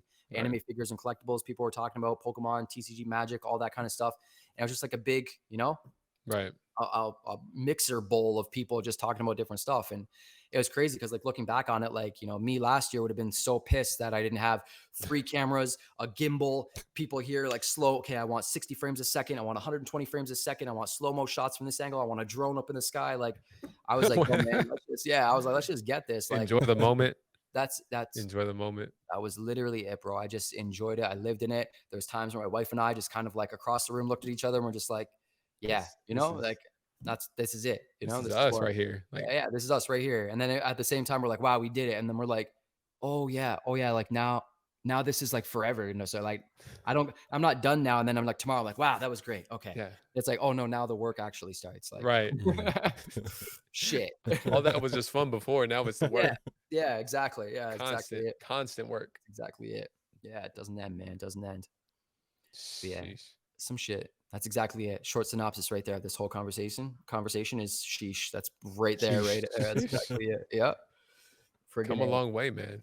Thanks, dude. Yeah, definitely. It's been incredible to watch. A long way to go still. You know what I mean? Like such a long way to go, man. I still, not from a comparative perspective, but I look at other like locations and stuff like that too. And I'm like, man, I want to get to that tier. I want to get to that level, that volume, that, that space. We're all like, full transparency. We are already prospecting another location. We are already looking at like another spot. And it's just like, to even think breaking news over here. That's awesome. Yeah, to even think that that's where we're at right now. And the people that want to be involved, the people that have approached, like we had people approach us from investment perspectives before this place was even open. And then we've had people that come in here that were like, we have people that don't know, they couldn't name the first fucking 3 Pokemon. They couldn't even name, between Bulbasaur, Squirtle, and Pikachu, which one's which. And they're in here like, okay, like, how do we get involved? And I'm like, you don't get involved. No check that you rate, nothing that, okay, how do you get involved? What evolves from a Charmeleon? I don't fucking know. That's how you don't get involved, bro. What's the de-evolved form of a Raichu? I don't know, man. Okay, that's how you don't get involved. Some people have called me stupid for not taking on those kinds of people as partners, but I also look at people in that it's going to compromise your integrity. Yeah, it is. That's exactly it's just going to be about their money and their bottom line, and it's not going to be about your vision and your dream, which is the most important part of what's going on. No one gives a shit about people who are willing to rate a check like that. That's exactly like you just said, Dub, and that's it. That's it, man. You guys are smart, gentlemen. They care about the bottom line, and that's it at the end of the day. And it doesn't take much to discern somebody who comes in and sees potential and value in something. And all that really does is just reinforces for me to not go with that and just keep grinding myself and do it on my own. Right. You got this far. Yeah, that's exactly it, man. You didn't need them before. Why would you need them now? That's facts, bro. That's exactly it. And I'm humbled by the people that I am working with right now. Shout out Cryptic as well too. Shout out Tanner. Like a lot of aspects of him just believing in this shop as well too. And like the stuff that come with Cryptic right now is like, man, you have it in store now, you said, right? Yeah, we have the shop now. I'm like, nice. I don't know if you guys are like on the up and up with it too, but again, yo, shout out Tanner. Yeah, like everything is on foot, all like way in advance as well too, and like so much exponential growth with him even too, man. I remember him hitting me up like, I'm making TCG. I'm like, all right, you let me know how I can help, man, and like let me know, Fast forward to where we're at now, and it's like, holy shit, man, like, and it's crazy too because I know how hard he's worked at it, and we've both, back and forth. And it's cool because him and I can continually touch base and be like, where are you at? Where are you at? Where are we at with this? Where are we at this? And the response already, like I did some in-shop posters for Cryptic, and the amount of people that have been like, when is this dropping? When is this coming out? And like full knowing that when we receive like the tournament sets and everything here too, that we're going to have a full house of people just trying to get in on like something refreshing. And it's been a lot of people from the Magic community, especially, that are just like, you know, I've wanted to step back from Magic, but like, I don't want to quit. And then, you know, I'm like, hey, look at this post. They're like, wow, tell me more. And it seems like a good transition from Magic to Cryptic, you know, versus I don't want to say, I think it'd be a easier bridge to cross from Magic to Cryptic versus Pokemon to Cryptic. You are right nail on the head, my friend. That's exactly it. And it's really cool that you can even see that from like the stylization, the due diligence you've done yourself on it. But yeah, it's really cool because that's exactly it. We've had people come in, they're like, yo, you don't have a lot of Magic product. And I'm like, I shouldn't say a lot, but like, you know, compared to like a Magic store, you know what I mean? I don't have 1 billion booster boxes of Magic there. I got a reasonable selection, but like, you know, for them to come in and be like, you know, like I want to keep getting Magics and stuff. He's like, you know, I don't mean to not buy from your shop, but like, and then I'm like, hey, you know, there's an alternative coming around the corner, and to be able to show them that, and like, you know, like look how passionate people are about this art and the playability of this, and about, you know, the community development of like having a new TCG out there that's being received so well, that supports artists entirely and wholeheartedly.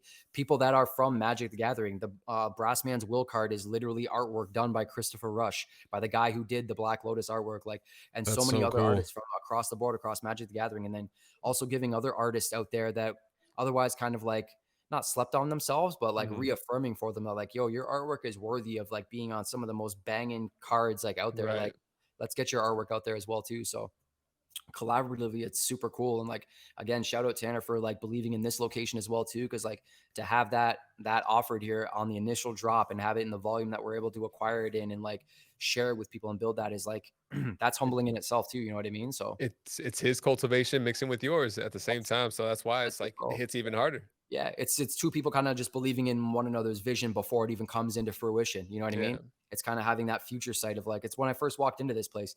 I won't even lie. Like, show it to my life. Love you, wife. Love you, babe. But like when we were looking in here, she was like, yo, like, this ain't it. I'm like, it's not now, but this will be it. And, you know, she's like, I trust you. Like, let's get it. And where it's at now, like even some days she's like, okay, like, yeah. I'm like, yeah, all right. I get it. Yeah, we did it. I got it, babe. I did a thing right. We got all the scooters out of here. There's no more scooters left. So fucking much. Yeah, that's exactly damn scooters. Yeah, damn. Yeah, facts, bro. Oh, dude, we saw people coming in like, is this a scooter shop? And I'm like, yeah, look around. Yeah. Yes. You tell you what, you could probably. They're in the back. Yeah, they're in the back, bro. You might need some different components and some wheels and shit, but like, I don't know, maybe make it work. Yeah, that's it, bro. That's it. Yeah, it's awesome, cool, man. There's so much stuff going on here too. Like I said, like I wanted to make sure that we were at a point where there was always something going on, and like that hole is dug and I'm in it. So yeah, man.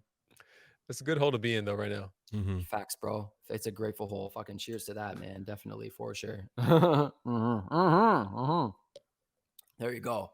Friggin' A. That's what I like to see. Hell yeah. Yeah. Man. Is where it is. But yeah, man, we're just gonna continue to rock it. And again, just like Dub, how you step back a little bit. I feel like it's kind of where I'm at right now myself. And in that time where I'm doing that right now, it has been absolutely awesome. And again, congratulations to both yourselves, but like just watching you guys come back, full force, kill it, evolve, grow, and get that, that growth and that development, that acknowledgement that's deserved from putting in the effort and the time. Yeah. So yeah, just keep doing it, man. Appreciate it, man. Appreciate you, Trey. Yeah, definitely appreciate you guys too. So what's all about at the end of the day, man. You got to keep one another uplifted and motivated.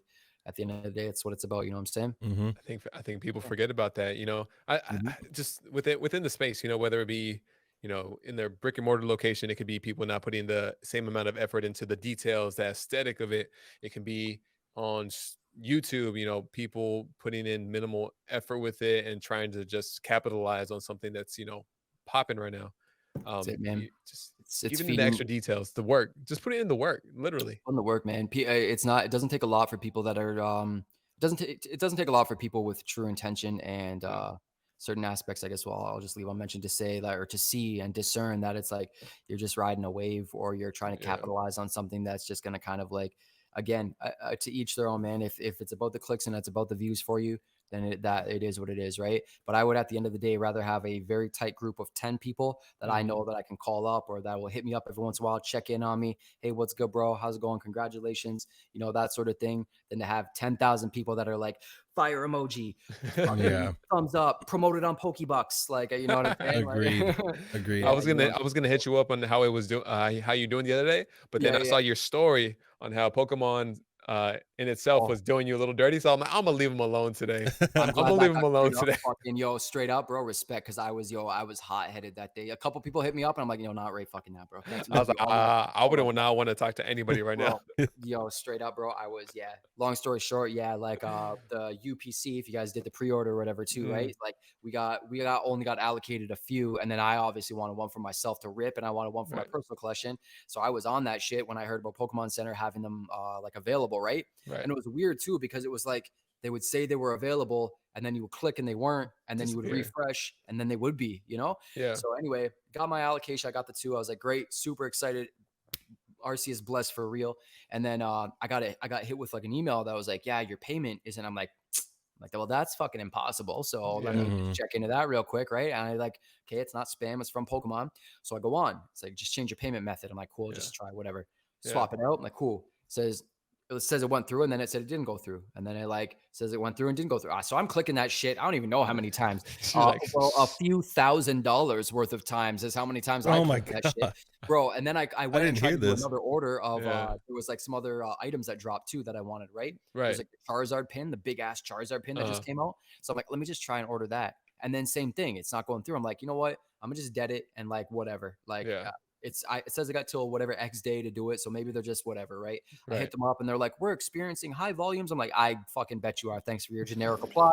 Train on. And then they're like, question mark. And I'm like, you work for the Pokemon company. I just said train on, and you're fucking question marking me. Like, all right.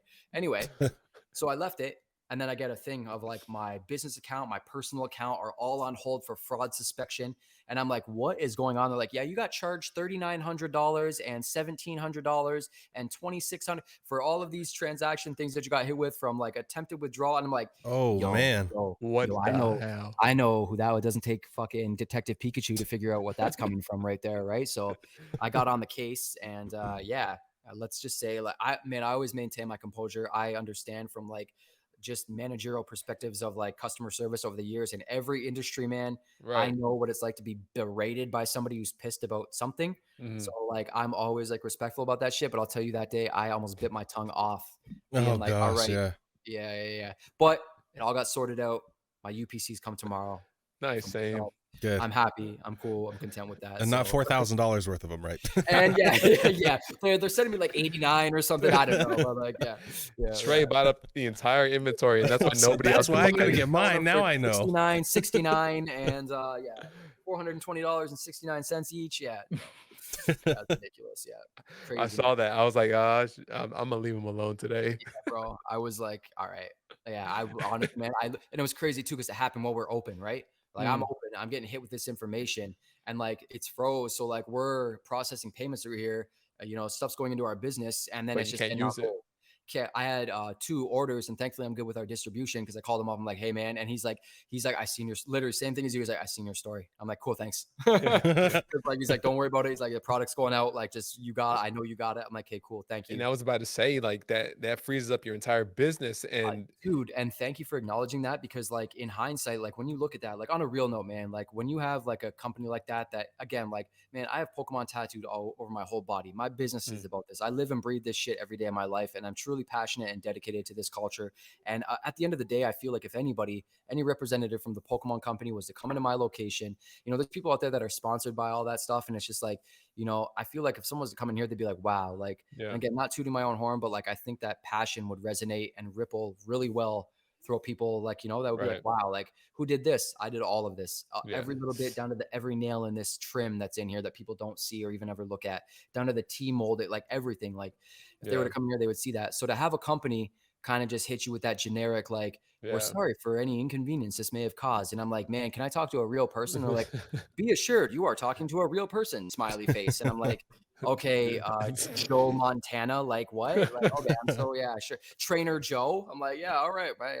But to be hit like that, and then more or less be like, oh, this could take upwards of 5 to, please be patient, well, 5 to 30 business days to have this. Yeah. And I'm like, 5 to 30 business days? Don't have that days. I don't have those I don't have days. that with my business. I'm not a multi-millionaire. I don't have, like, oh yeah, sure. Like, oh, upwards of 5 Gs, just like, that's cool. Like no big deal. Right. Yeah. For me, that's, that compromises the integrity and the operational procedures to run effectively in my business. If I wasn't cool with some of my distribution and people that I get product off of, I would have been SOL, And Yeah. again, the Pokemon company aren't the people that are standing on the front end of the battle line, being like, "Hey, man, I know I told you your item that you wanted was coming in tomorrow, but now it can't because I tried to order a bunch of Charizard UPCs and, and Pokemon company screwed me over, right?" But yeah, at the bottom line of it, like you just said, and thank you for acknowledging it, it's like, yeah, that's exactly it, man. And then for me to have to be back here dealing with that during operational hours, dealing with that, Right. like, oh, I told this guy to come back and get this product tomorrow, but like now I got to call up my distribution and hopefully they're cool with still sending my orders out because, Right. now I got money tied up in that. I got money tied up in other components. You know what I mean? Like, Right. we were looking at new multimedia equipment that we wanted to purchase for the studio. And I was like, well, let's just hold off until we make sure the Pokemon company clears this all up. But again, man, I pressed it, I wasn't about to be like, okay, well, and I That's did. okay. That's That, no yeah. problem. Right? Yeah, straight up. And like once I was like, oh, they're like, oh, okay, this guy is not fucking around. So Yeah. sure, we'll push this ahead to our whatever team, they'll look further into this. I'm like, you guys better like investigate, like, I want like 80 Detective Pikachus all up in that right now, please and thank you. So Like, If help not me at the with very this. least, Ryan Reynolds. Get Ryan Reynolds on the yeah, show. Ryan, You know what I come mean? on, bro. Let's get all up in this right now. Detective Pikachu 2 right here. Like, go. Let's go, please.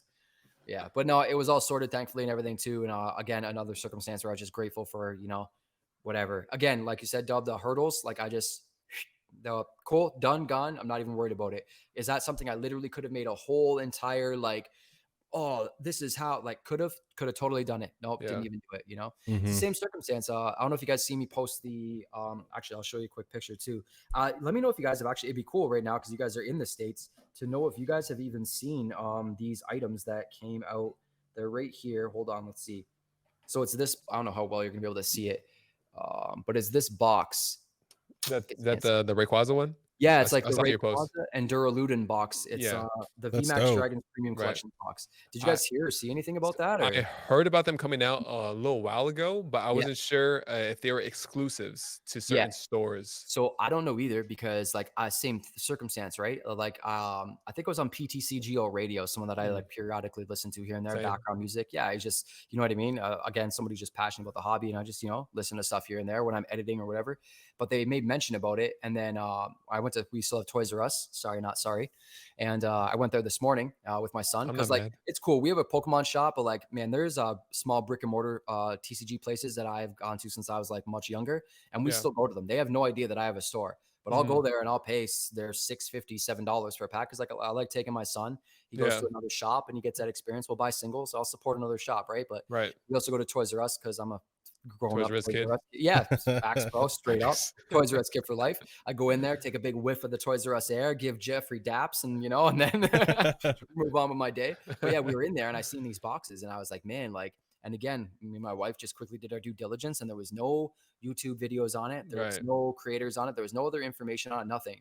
And in my mind, again, there's another circumstance of like, I could pick this box up right now, pay $100 for it, go back to my studio, allocate my day, and edit a whole video cinematic showcasing this thing and everything and be the first person on it.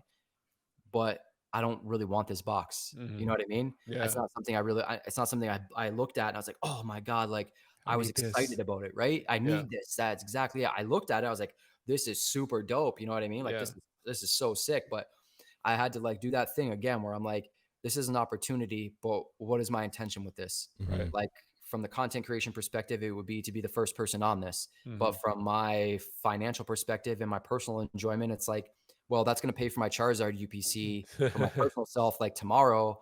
So why would I, although everybody's opened up the Charizard UPC already, I still want mine. Yeah. Same. So, Yeah. yeah. Same. That's exactly it. I want them damn promos, man. Yeah. Same. I'm ripping into mine too, man. Probably ain't even gonna make a video about it either. Just gonna rip into it, So yeah. I just want more promos. Yeah. Just want the Loki, promos. Loki jealous that you had the Rayquaza box. I would have just wanted the box. The box are cool. I didn't care about the packs or anything in that. I just wanted the box. The box, trust me, it's sick, man. It's all textured with like his scales and stuff on it. Oh, that's dope. dope. Like the Duraludin, like I just I would have passed on that regardless. Right? It's a Well, but PlayStation 5. it's one box, two sides, right? So it's kind of like you got to take it with it, right? But Oh, I didn't realize that. oh yeah, dude. It's that Duraludin side and the Rayquaza side. It's one box. Oh, So, okay. yeah, when you flip it, it's both of damn them it. on it.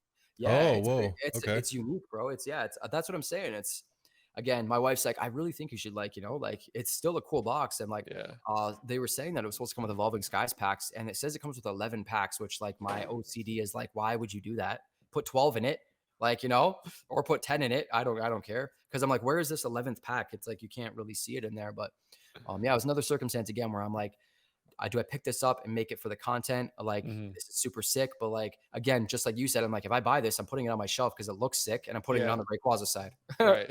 Facts. Yeah, exactly it. I just bought the Rayquaza Sitting Cutie from Pokemon Center, and I was like, go perfect with it, but I'm like, not for $100 perfect when I don't really want it, It had like some Astral Radiance, a couple Brilliant Stars, and Fusion Strike, and I think one Lost Origin in there. I can't remember. Nice. But I was like, yeah, exactly. But I was like, like it's not worth it. The only reason it would be worth it for me is to display it. That's the only reason. And as a brick and mortar location, sometimes I do have to do that thing where I look at it like, okay, I'll probably be able to get this from distribution down the road. Hopefully, we'll see. Unless it is, like you said, an exclusive, speculatively, right? So for me, it's like if I just want those packs and stuff like that, I could just get those, right? For that circumstance, it's just for the content, and hopefully, I pull something out of it to recuperate, right? But yeah, that's how she goes. Speaking of packs. Oh, you guys are making me jealous. Okay, I'm gonna hold up my. He said, "Let me get some Evo Skies." All right, this man just shitted on me. Joe, what you got there? I got a box of disaster, guys. I forgot packs today. My buddy that doesn't open packs too often or whatever, he ripped a pack in the first card, or he did the pack trick. He's like, box of disaster. He's like, my life story. I was like, oh. I like your friend. I want to meet them. Yes. This is my new channel icon. Is the box of disaster card. Yeah, exactly. Oh, I hit this the other day in a gold. I was in the gold. Yeah. That's pretty cool. Evo Skies has been doing me dirty. No lie, bro, the other day. So we started opening up a couple packs. Because after Buddy told me he pulled the Moonbreon out of the oh yeah, I was telling Dub earlier about that. Long story short, a guy came in here and bought a Evolving Skies Elite Trainer box off my shelf that we had sold out of them, and I was waiting on distribution to hit us back so we could get some more. Yeah. I had a couple back here, one for my personal collection primarily. I was like, ouch, it's gonna hurt. Bro. First Evolving Skies product he buys, first pack that he opens, Moonbreon. It's painful when that happens. He's like, I want to get it graded, and I'm like, yeah, I got you, bro. I'm gonna be upset about it, but oh damn, what do we got? Okay. But yeah, he bought that. So I was like, oh, I bet. I'm gonna pull one right now. Yeah. And I think after about like 33 loose packs deep of pulling, I think of Vaporeon V and a Jolteon V Max, I was like, okay, I'm good. I'm good. Thanks, Evolving Skies. It's a tough set. I mean, it is. Some people there's so many cards. So many, bro, and people are all speculative, and I know that like it's an ongoing joke and everything too, but at this point I'm almost convinced in the conspiracy where it's like Evolving Skies did the first print, or Pokemon did their first print, and then afterwards all the bulk that spilt out onto the fucking floor, they just swept it all up and then they put it in sleeved packs. Back in the pack. It. Yeah. Yep. Don't tell Rattle that. Yo. Yeah, facts. Yo, Rattle side, bro. Yeah, don't get into it. Yeah. But yeah, man, this is crazy. We've opened up so many sleeve packs and it just hit so low, but that's just the name of the game, right? Ain't no conspiracy. You guys ever heard of Brilliant Stars? Me too. Yeah.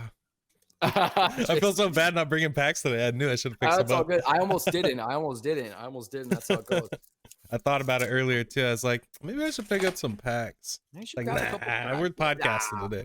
I did an IOU to my own shop, so let's see. Out there robbing myself. My wife literally texted me. She's like, I see you robbing the store. I'm like, hey, don't watch what I'm doing. I'll open some old Nintendo game cards. Oh, what do you got there? What is that? This is from like 1990 something. I forget what year it's out. It's actually just a Japanese card game, actually made by Nintendo. Oh, that's sick. I forget how it's in like that kind of case like that. Yeah, it's cool. Yeah, believe it or not, like Nintendo 64 stuff I cannot keep in stock here. It's pretty intense, man. How popular. You get nothing? I got the Mr. Mime, man. Oh, mimed, bro. I'm so sorry. And I got, bro, a pile of sweet nothing. Just a Star Raptor right there. Yes. It's commonplace. Yes. Commonplace for me around here. Actually, I think I might have just got like some product at the door. Hold on. Yo, yeah, get it. Yeah, well, that's good. Now rip it all as soon as you get it. Let me just see what it is. Yeah, it's all good. Get it. Awesome. Yeah. Let's take a quick break. I'm just gonna stand up real quick. Stretch. Yeah, of course, man. I'm gonna grab a drink real quick. That's not coffee, and same thing. I'll be Nice. right back. All right, we'll be right back.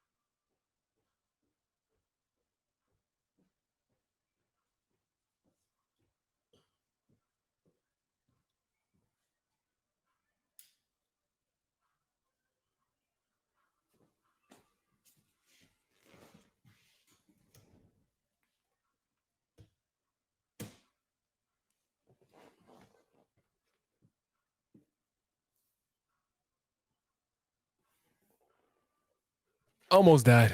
Oh, don't do that. Did you get some products in? Yeah, we got a couple things. Got a case of Brilliant Stars ETBs. Nice. And some of those Divergent 10 cases. That's smart, man. Are yours in the States coming with 2 packs of Evo Skies in them? Yep. Yours? Yes, they are. Yes, that's why. I made a purchase of the Hidden Potential tins. Okay. The new ones with Rotom, Giratina, Right. and Gallade that were with Right. them. We back. Mhm. We back. I bought them under the impression that they came with Evo 2 Skies. Evolving Skies packs. Yeah. Right. And I bought 6 cases, and they hit the store, and I opened one, and then I opened another, and then I opened a whole case, and I quickly found out that they actually came with Fusion Strike, Chilling Rain, and Astral Radiance. Oh, that's tough. So it was super tough. It was a pretty big hit to take, to be like, ouch, yeah, like that's a lot. Thought they were going to be with Evo Skies, and they weren't. But it was just, again, it was like another aspect of the hobby where you do your due diligence. Danny, shout to Danny Phantom. I checked his video. I'm like, oh, okay, sick. These tins are dope, and I just ordered a shit ton from my distributor. I'm like, sick. And then I get there, and then I find out, I'm like, there's a difference between the North American or Oh no. Oh, yeah, snap. yeah. I was like, snap. But that's how it goes. Dang. Yeah, Dang. we were just talking about the Hidden Potential tins. Is that what they're called? I can't I remember. think Untapped so. Potential. Untapped? Untapped Or something potential. like that. Okay. Yeah, something I know like as soon that. as you're talking about those Rotom ones, I seen them, but I was scared because I'm like, I wasn't sure if they had Evolving Skies in there. So I'm like, yeah, I'm gonna just get the ones I know that have Evolving Skies. That's exactly it. Yeah. So hindsight, same thing. And like, I'm not one to hit my distributor up and be like, yo, can I, like, because they didn't have what I thought. They'd be like, yeah, how about no? Like, yeah, like, all right, cool, perfect. Yeah.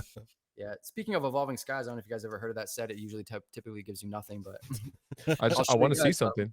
Yeah. Oh man. Show me something. I'll show you guys some of the stuff that came in too, or whatever. You were talking about product coming in, but yeah, like as far like even aside from the Pokemon side of things, like we deal with video games here as well too, primarily vintage stuff. Like, and I primarily deal with Nintendo, so we do dabble in like Switch as well. We've had quite a few systems in and out, Switch and Switch Lights. But yeah, like Nintendo 64 surprisingly has been one of the more like popular, like sought after things now that people have been coming here for, which is pretty sick. Is that an Apple Pokemon? Was that what that was? I didn't know if it was Appleton. You got Dub, all right. Ooh, right. I like where Dub's going. You got the sleeves going. Okay, yeah. Ooh, I see something back there. Peeky. Glaceon. Did I just Glaceon? Oh, I do got something. Ooh. What's that? Nice little Leafeon. Nice, hey, look Leafeon. At that. I got the Leafeon. Hey, look at that too. We all got a Leafeon. Oh, look at Dub. I'm Let's gonna positively say that was on you, man. You brought that good energy right there. Look at that.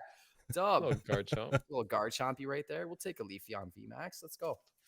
But yeah, some of the stuff that comes in, we have to obviously, and it's cool, man, because like obviously I knew like opening up a shop, like you would have buy, sell, trade stuff coming in, but at the same time, like people are like, oh man, like that must take a lot of time. But like I have to like, we'll get games in, and I can tell you right now, like this copy right here of Perfect Dark for 64, when this game came in, it was nowhere near this clean at all whatsoever. So obviously having to clean stuff up takes time and everything. But the awesome part is at the end of the day, my job in certain aspects at certain times is to like test games. You know what I'm saying? Or less means I really got to thoroughly play it to make sure it works, right? Yep. So Yeah. people come in, they're like, "What are you doing? Playing games?" I'm like, "Actually, I'm working." I I gotta make sure the last mission works, I'm in guys. the testing stage I of this. gotta make sure, like, I gotta make sure you can beat the game. Like, what do you mean? Yeah, we got like Perfect Dark. You guys, Pokemon on talent last time. Oh, so nice. Some got Pokemon Oh, Snap. Snap too. That's dope. Throwback. Diddy Kong Racing, Ooh. that. Mario Kart's, you know, step brother right there. Oh yeah. Pokemon Stadium 2. Ooh, Stadium. Ooh, Yeah. Stadium Ooh, part 2. 2. Yeah. Stadium 2, the gold and silver slapper right Oh, there. that's Ooh, dope. speaking of slappers and slappers only, The Golden best Eye. game ever made. Bro, you know what's funny is Everybody's that first shooter. yeah, it's the very first ever. And bro, believe it or not, man, yo, I've taken some people's lunch money over this game back in the day. Like we'd roll back to the homie's house and play some 007 and probably skip, you know, third and fourth period and getting shit. But I remember crushing this game. And believe it or not, I put this shit in the 64 the other day when we had to test a couple copies. And I'm like, yo, how was I ever good at this game? Because I cannot play that shit at all whatsoever. Smash Bros. Classic. Ooh. Obviously. Classic. And then again, another prime example, right? We'll bring prices down on games too, but like Mario Kart 64, this thing was absolutely disgusting. And then again, just putting time into cleaning stuff like this, because you'll go to game shops and you'll see games on the counter and shelf or whatever, and they're just like, I don't know. I guess some people just are cool with like having some like grimy stuff out there, which is totally understandable. It is what it is. But like for myself, like You gotta it's keep it covered in grime. Yeah, clean it's as not gonna possible. slide, man. That's exactly it. So I put the time in. And then, yeah, another copy of Mario Kart. But again, a prime example of like a super clean one versus a not so clean one, right? So, Right. yeah, just stuff like that. Even so, like I still have some more games out there that even after this, before we close up tonight, so I can ensure that they can get out into the cabinet, clean them up, test them out really quick, make sure they work and function for the customers, put them into the cabinet, and you know, That's awesome. Sick. see how it goes the next day, right? Yeah, so it's cool being able to dabble in a wide variety of stuff, because I won't lie, there's some days where I'm like, man, I don't want to open another pack, but like I really do. Yeah, it's cool to sometimes. Jeremiah, come here. Go with the last take a breath topic. from some Pokemon. So I'll just hold up my Ooh. N64. So shout out Hero nor Ooh. Villain. He actually sent Yes. this to me free of charge. No way, bro. Yeah, no shot, and it works and everything. What a boss, bro. Yeah. Shout out to the Brolin, man. Shout out to the Brolin. That's awesome. That's crazy. That's a good game right there. Yeah, it sits on the desk forever now. He also drew me you know the Mimikyu alt character rare V like alt art where it's watching the TV? Yes. He drew that artwork for me. It's on my What? desk back here. Yeah. Oh, sick. Just hooked up a piece of artwork like that. What a boss, Yeah. man. That's insane. I'll show you guys. This might not make the cut, but it might make the cut. But That's okay. Yeah, he drew that down there Oh, dude, that's behind the amazing. Torchic.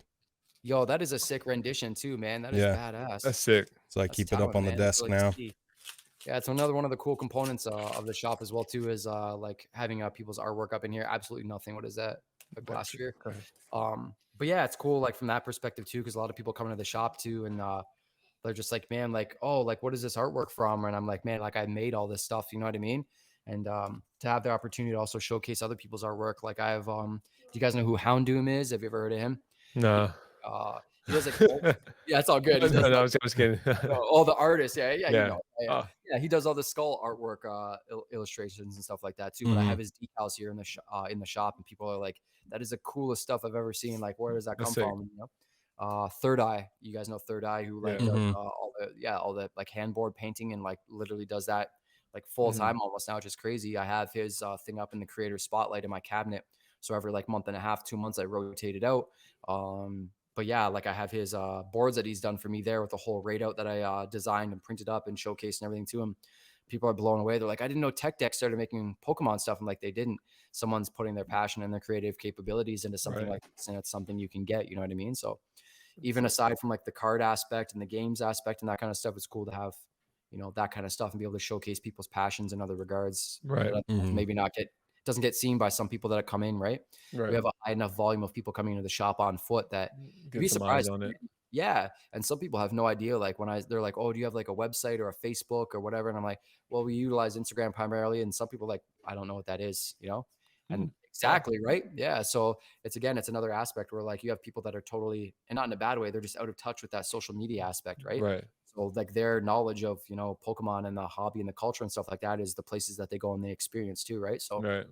sometimes as somebody who's heavily immersed in this kind of stuff, I Right. gotta step back and think of it from the perspective of people coming in that like are just hearing about the shop from word of mouth, that see some of the advertisements that we have here locally, or You're just there for the Pokemon aspect of it entirely. that's Just exactly bring it. it. Yeah, just there for that, right? They don't care about anything else. They're just there to like, you know, can I sit down? I'm like, yeah, you can sit, take a seat. Seat, immerse yourself. Like the space is really cool. I'm like, it's here for you to utilize, you know, like go for it. That's sick. Yeah, man. Yeah. That's what it's about at the end of the day. Making a mess as usual. Oh, no, don't talk about. We got you. Oh, Right bro, now. in that picture you posted, man, you're like, what is life, bro? What is that? That is life right there. Recycling. That's what life is about. I'm gonna have to pick that up right now. Yeah, we had to contact the city here locally because, like, obviously we start to amass cardboard and packs, and you know, like it's too much, man, and then it accumulates out back, and then the wildlife gets at it, you know, like can't have that, right? So we had to contact the city for like a receptacle, and then they're like, well, you have to be creating X amount of waste, and I'm like, oh bet I'll amass some waste for you, don't worry. Yeah. Don't worry, I got you covered. Challenge accepted, no problem. So gotta wait for that to happen too, because same thing, man, I can't have that like just, you know, lingering in the shop, right? So gets too much. I don't want people knowing how many Evolving Skies packs I ripped through on the low. The damn Umbreon. Yeah, bro, it's ruthless. I gotta get it though.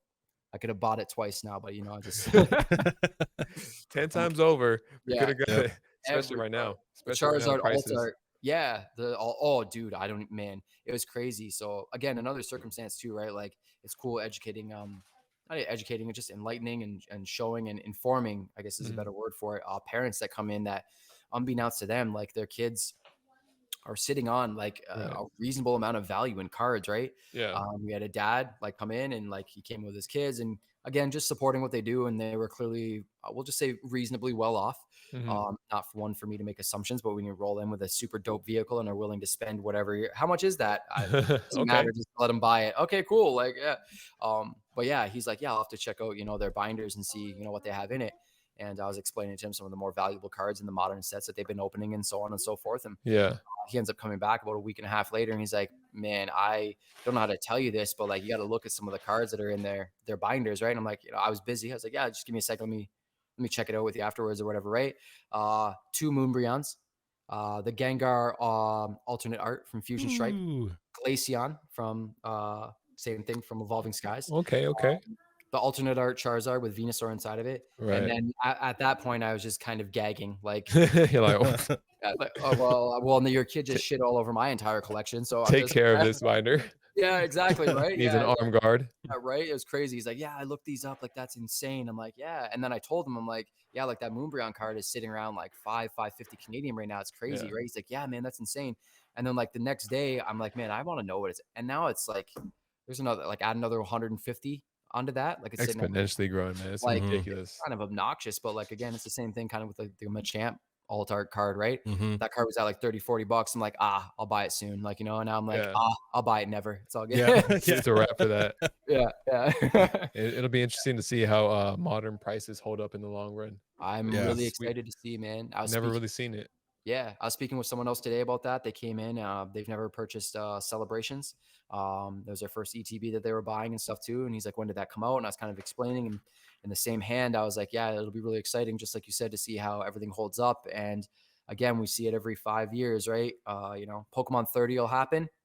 We'll see another spike, right? But it'll be cool to see how, you know, if it remains as stagnant where it is right now, or if it, you know, who knows, right? It's all speculative at the end of the day. I say the same thing to everybody. It's all speculative. Tomorrow, you know, something could happen in the world where all this stuff now turns into kindling, you know? Yeah. We're like, it's going to keep us warm. At least I got 80,000 volts sitting here. I'll be warm good for a bit. At least I'll have fun. Yeah, at least I'll have fun. Yeah, exactly. It'd be I one s- expensive fire. Burn the apple Pokemon Yeah, first I for me. said Yeah, it oh, I years got you. ago, or I said it a year ago when I was streaming. I just made a offshoot joke. I was like, you know, I am betting on a future where all currency collapses and I have the most valuable currency on the planet, and it's One Punch Man cards. I'm telling you right now, Trey, dude, Trainer Tre, those cards are insane. I pulled You, $1,000 per box with bro, those, and I bought them for you $100. you don't have to. You sent me Yeah, a One Punch box, yeah. bro. That Genos card alone. That I like when I was opening those, like I had no idea. I'm like, this is a great time. Yeah. And someone recently came in too, and they're like, man, like, do you have more of that One Punch Man stuff? Because I gave out 2 packs. Oh People were like, snap! yeah, yeah, Yeah, yeah. Oh, snap is right because I had them behind the thing and I still had some left over, right? Because like I had all my stuff out and I'm like, oh yeah, whatever. Some One Punch. If someone inquires about it, like, oh yeah, Yeah. maybe you can get it. It's another stuff I want to carry here. You cannot get them anywhere. nope, You can't find them anywhere ever anymore. The singles in that set are insane. obnoxious. I had no idea at all whatsoever.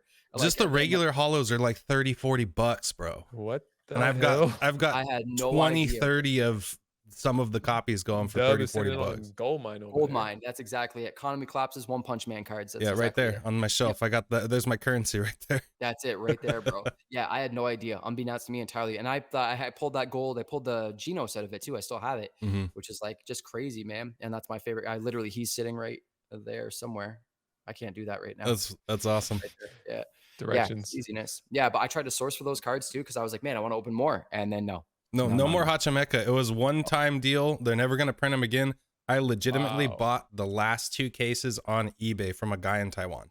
Wow. That's it. They never exist on the internet after that. Once How sketched did you feel buying them from Taiwan though? I got one box, it was $100, and I was like, you know what, whatever. If I lose $100, I lose $100. But Yeah. once it got to me, I was like, oh no, these are legit. These are real. Yeah. And so I just hit as many as I could. I got like 5 more boxes, and then there's like 10 more boxes, and then I got maybe 5 to 10 more boxes because I sent some to Trey, I sent some to Cosmo, I sent them all around. A lot of people got the boxes. Mhm. And then the next thing I noticed is his listing all of a sudden I was like, oh, it's $300 a box. There's 2 left. I was like, well, great. That's ended. I'll probably never find these again. And sure enough, once those 2 boxes sold, done, gone forever. Never I should have gone bought again. those too. I would have pulled my Crazy. value out of them too. It's Oh yeah, insane. you would have got your value out of them. It's not Insane. That's crazy. Insane. Yep. So yeah, One Punch Man I gave- Hachimecha. Same thing. So just know you paid it forward to me. I did the same thing, just unknowing. Just be like, yeah, you like One Punch Man too? Here you go. Like, take my last packs, bro. No big deal. Like, yeah. Hopefully they didn't pull the signed Genos card. That bad boy's worth like 4 bills. Bro, Hey. I will be, yeah. I have only pulled 1 signed card. They're hard to pull. It's not salty. No, Yeah. not No, not at all. Right, I'm not salty. I ripped through all those, and I could be the only person with a sealed booster box left, but I kind of just shredded hold them, it. Post thinking it, there's post an a infinite photo of it. supply. Yeah. Someone will offer you something ridiculous. Okay, I see what you guys do here. Okay, let me, No, if we see, I told you. We really did. He legit just said he's gonna say this was rigged. that's the best pull, and my side froze. My bad. Oh my god. Worst Like it timing never even too. happened. Okay, so let's see. Might as well just rip a whole booster box now. I'm gonna put you on there. Uh-oh. Might as well just rip this stuff right now. Oh, you're crazy. Hell no. Okay, let's put you Evolutions. there. Not even. Ooh, I don't even have any more of that. I don't even know what's in Boom. this, but after my luck with Luminion, so did you not get that recorded, that Luminion part? No, it literally Oh. like it lagged out, then it froze. And I guess All you right, guys so could see me and hear me, RIP with but on that my shit. end, it just. Oh yeah, we could see you and hear you Yeah. entirely until you. I'm like, just sitting here dropped freaking out. What happened? Yeah. No, in case anybody was wondering, this is not rigged at all whatsoever. Just He did pull it. I can confirm. Yeah, confirmed. If anybody is can wondering about confirm. that edit, it's my failure and not theirs. Yeah. Now we're gonna rip some more rigged packs. I mean, we're gonna rip some more. Was that Saint Oh, Showdown? That was exactly it. All right, let me see. Actually, what did I have here? Miraculous Revival. Miraculous Yeah, Revival. man. It's Ooh, been that's a cool good kind of, like, set. dabbling in other TCGs as well too, man. Obviously, love Pokemon, but yeah, Dragon Ball Super. Hope you Dragon Ball pull the Super is another Shenron. one And that the could resonate Shenron in with me. that set is insane, bro. Is it? See, some of the Yeah. cards I have no idea about, like, in this set, that's for sure. Yeah, the Shout SPR out to the Shenron bro is so good. Andy. I just did a trade with the homie Andy for a bunch of super dope Dragon Ball Super stuff that came in. Just Nice. unbeknownst to me, I just didn't know some of the cards in it. I was like, yo, if the homie knows a little bit more than I do, by all means, let's swap something out. Is Mhm. that my rare? To SR? reverse, It's your reverse holo. Uncommon? Oh yeah, yeah, you're uncommon, right. whatever it's called. Little Ooh. Aruzuru. Oblivious Rampage Sun Goku. That's just the rare right there. Yeah, Yeah. just the cracked So ice, sick. right? You know what the best part about the Dragon Ball Super stuff is, in my opinion? So you guys obviously know like what a button maker is, you know what I'm saying? Mhm. Mm-hmm. Like a button making machine. So like Mm-hmm. obviously you guys know the Dragon Ball. A lot of like actually there's some right here. Like Oh, the pack artwork. oh no, not even just the cards themselves, man. Like obviously some of these cards are just worth like 50 cents realistically, Yeah. right? Right. Like the coolest thing I find with the Dragon Ball Super stuff is that the cards like no compromising at all whatsoever in the quality, the stylization, and how like just badass some of them look, right? Yeah. Right. Especially if you're a fan, like for me, like looking at some of them, I'm like, wow, this card's got to be like a $30 card. See, like, wow, what is that? Like, that's insane. It looks like a piece of glass. Yeah, this is the Super Saiyan Son Goku, another World Blitz. That's insane. Yeah. What's the approximate value of that card? If you do, You know, off the I top of haven't your head? looked this one up. I But see, do that's what I have mean. It's like with Dragon Ball Super, I could look at that card and be like, cards are either $300 or 50 cents. You know yeah. what I mean? Like Yeah. some of That's them are what's crazy. crazy about it. With the SPRs, Yeah. they're either Yep. valueless or they are worth more than your home. Yeah, It feels they're like. crazy. So for myself, like we're investing in one of those button makers because what I'm doing is like I've accumulated a significant amount of like moderately played, lightly played, and heavily played vintage stuff. So I'm talking like I have probably like if they were all mint condition, there's probably $6,000 worth of singles there. Now, right now, their value is probably 60 cents. I don't know. Like they're just all it's just damaged, like older era stuff, like very heavily damaged. Mhm. But Oh, oh, there we go. Ooh, spicy. Yeah. I mean, I love these. I love these cards, man. They're Dude, dope. so nice, man. So nice. It's another one that I'd like to get a little bit more heavily involved in the collection aspect. Because we carried a little bit here in the shop. We had some sleeve packs, but they went pretty quick. But yeah, we're gonna take a button maker and a lot of those cards that I like. I know some people are like, oh, you're destroying it, but like, I mean, realistically, the card's worth 25 cents, 50 Right. cents, maybe. Mhm. It sits in a bulk box, and the artwork on it is so gorgeous, so Right. like just immaculate. I'd rather have it like on a nice big button, cut it out properly, Mhm. slap it out, and now it's a really dope button. Put it on a backpack, put it on whatever, you know what I mean? Like, I so we're think gonna be that's doing that really with both. cool. Especially Yeah. for No, a I card that's just agree. gonna be bulk that sits in a box. It's unappreciated in the Make box. something out of it. All of put it these on a cards button, were it'd just be a dope. giant bulk thing that came in, and Buddy was like, he's like, oh, I wanted to trade some stuff in. I'm like, I don't really dabble in super. I'm not super well versed in it. I'll go through. I'll do my due diligence quick. I'll check it out. He's like, well, I can tell you right now, all of this is bulk. I was like, are you absolutely certain? He's like, I know my stuff. This is all bulk realistically. Just if you want to include it for like a couple bucks, whatever, for trade credit for some Pokemon stuff, sounds good. Yeah. Cool. Great. It sat over there for I don't even know how long. I finally was able to kind of go through it. I'm like, wow, like, is this really bulk? And I'm looking up cards, 25 cents, 75 cents maybe. And I'm like, wow, like that is insane. The amount of Mhm. effort that it looks like it has, and it's just like, wow, that's only that. That's Yeah. exactly it. So I was like, yeah, what can I do? Right. And we were already prospecting, like doing that for the heavily played WotC stuff. Cause man, like having a dark Typhlosion card that is absolutely destroyed, but like the center of it, the Yeah. hollow is still kind of, it's still there, right? Yes. I was like, man, like that's sick. Like I'll turn that into a dope button. And if someone happens to be, yo, is that a real? But like that's Mhm. dark Typhlosion saved his ass and put him in a button. You know what I mean? Like Right. so we're gonna do that kind of stuff with like bigger size and smaller size ones, and some of my own artwork that I've printed out, like the flexing thing. We have that on going Yeah. on buttons and stuff too. Just to Nice. have in the shop is another extra thing, right? Yeah. A lot of shops and places will sell like snacks and pop and all that kind of stuff, and like I just don't want to do that here as far as like it comes to that kind of stuff.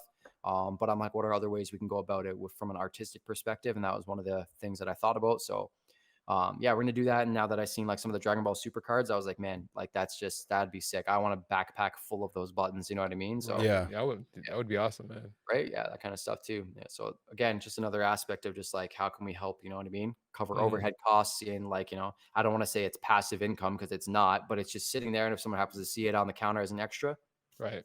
dope, sounds good. You know what I mean? So just another thing to rock realistically. But yeah, would definitely love to get into some more Dragon Ball Super. Like I know Dope was saying or talking earlier about like, what are other TCGs or whatever that you're, if going for. But yeah, for me, like Cryptic right now will be a big one. Mhm. And then Dragon Ball Super a little bit. I'd love to get into Magic a little bit more, but just with what Hasbro's doing right now, it's just hard for me to want to justify supporting it and spending money on it. So I'm just like, nah, you know what I mean? Yeah, I think for me, it's mostly been Dragon Ball Super as the secondary, Yeah. Yep. right behind Pokemon, Yep. just because I can appreciate it, nostalgia factor to it. Yeah. That's exactly it. That's Yeah, exactly it. It's crazy, man, to see what even some of the other ones are doing right now. Like Digimon today, I had a Digimon coming up. Mm-hmm. Great Encounters boxes. And like I'm not super well versed in them either, but they've all sold out. I sold my last one today, booster box of it, which was just crazy to see the popularity. Yu-Gi-Oh's been doing pretty well. Yeah, Digimon, yeah, just absolutely trippy. The My Hero My TCG. Hero Academia. Yeah. Yeah, I got actually, if you guys give me a second, I'll show you a mats that we brought in on inventory. Literally, give me like 20 seconds. I'll show you. Down. better run. Oh, he Whoop. broke it. He broke it. Is he all right? You're gonna hear a fuck. Hopefully he didn't knock over the $6,000 computer. He can't have his mom pay for it. His shop. Oh god. This is pretty fun, man.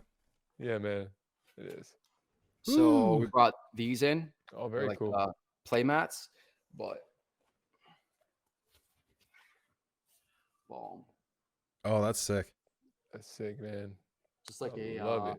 yeah, like another thing. Like again, it's just we're doing, just seeing like the popularity of Yeah, other testing TCGs and testing yeah, the waters on it. You know. that's it, man. And it's crazy to like we pulled in 12, and I think there's 5. There's 4 or 5 of them left out there. Nice. And it was just like another obscure item that I'm like, we have some My Hero stuff in here. Let's just see, how it goes. And again, it's cool because obviously people see it's primarily Pokemon. They hear it's primarily Pokemon for the most Right. part. But then they also come in and like, oh, that's dope. You have this. Like, oh man, like I love My Hero. Like, oh shit, you have anime figures, right? So Right.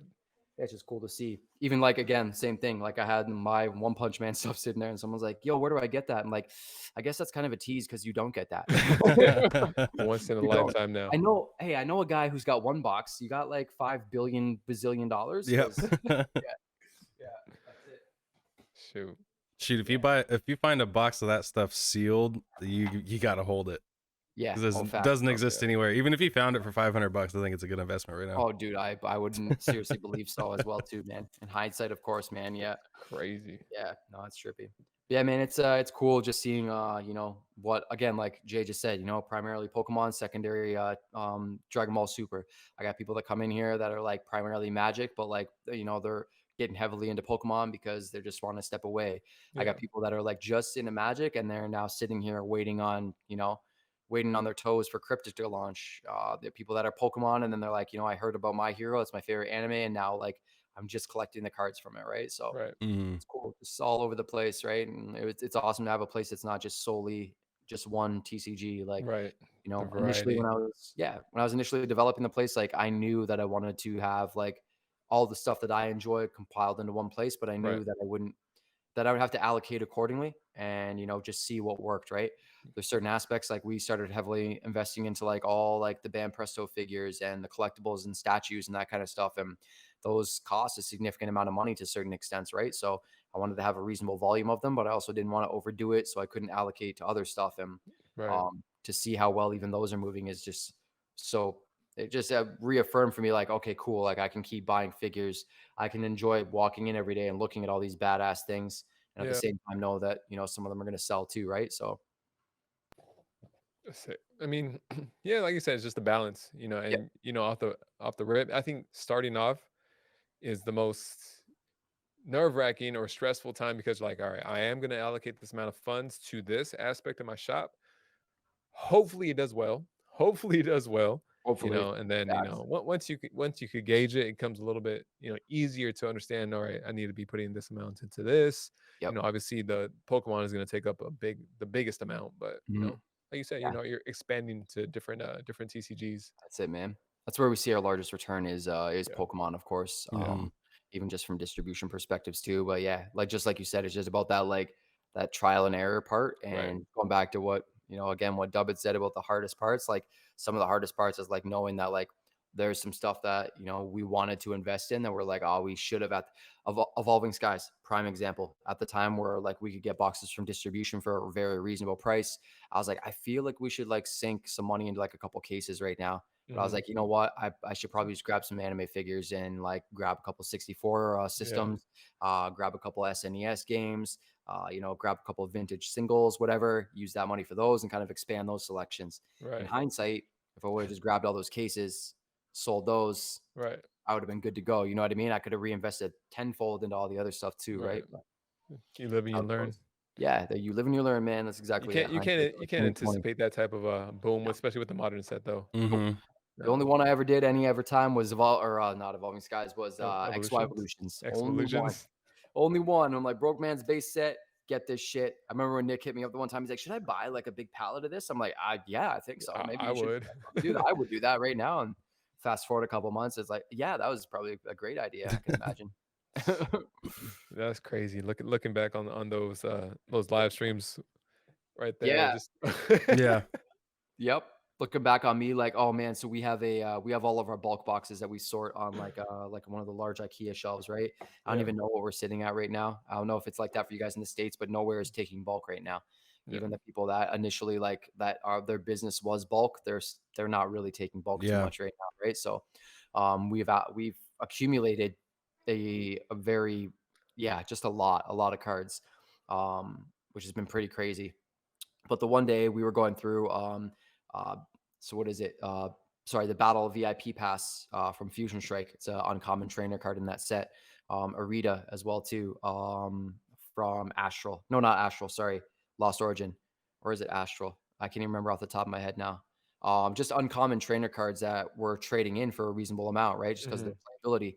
So we were sifting through a significant amount and doing a trade in and allocating it towards singles that we wanted as well too. Right. Pulling some out because people do come in and ask for play sets of that kind of stuff too. And we're going through, and I have one box, man, and I just call it like the sad box because it's a 9K count box, and it's not every single, but like over time, like when I would open my XY Evolution stuff, I'm one of those people where I just put the cards back in the pack and then I put them back in a box, and it just allows me to sort through them easier down the Mhm. road, right? Go through it, bomb. I have my rares, I sort them out, uncommons, trainers, bomb, good to go. That box is just all my XY Evolutions, like packs that I ripped from just like stream days. They're just like the ones that I kept, right? And it's just like I'm like, oh, there's like $20,000. There's like You said, "Why? Damn it!" yeah. Oh shit. Oops.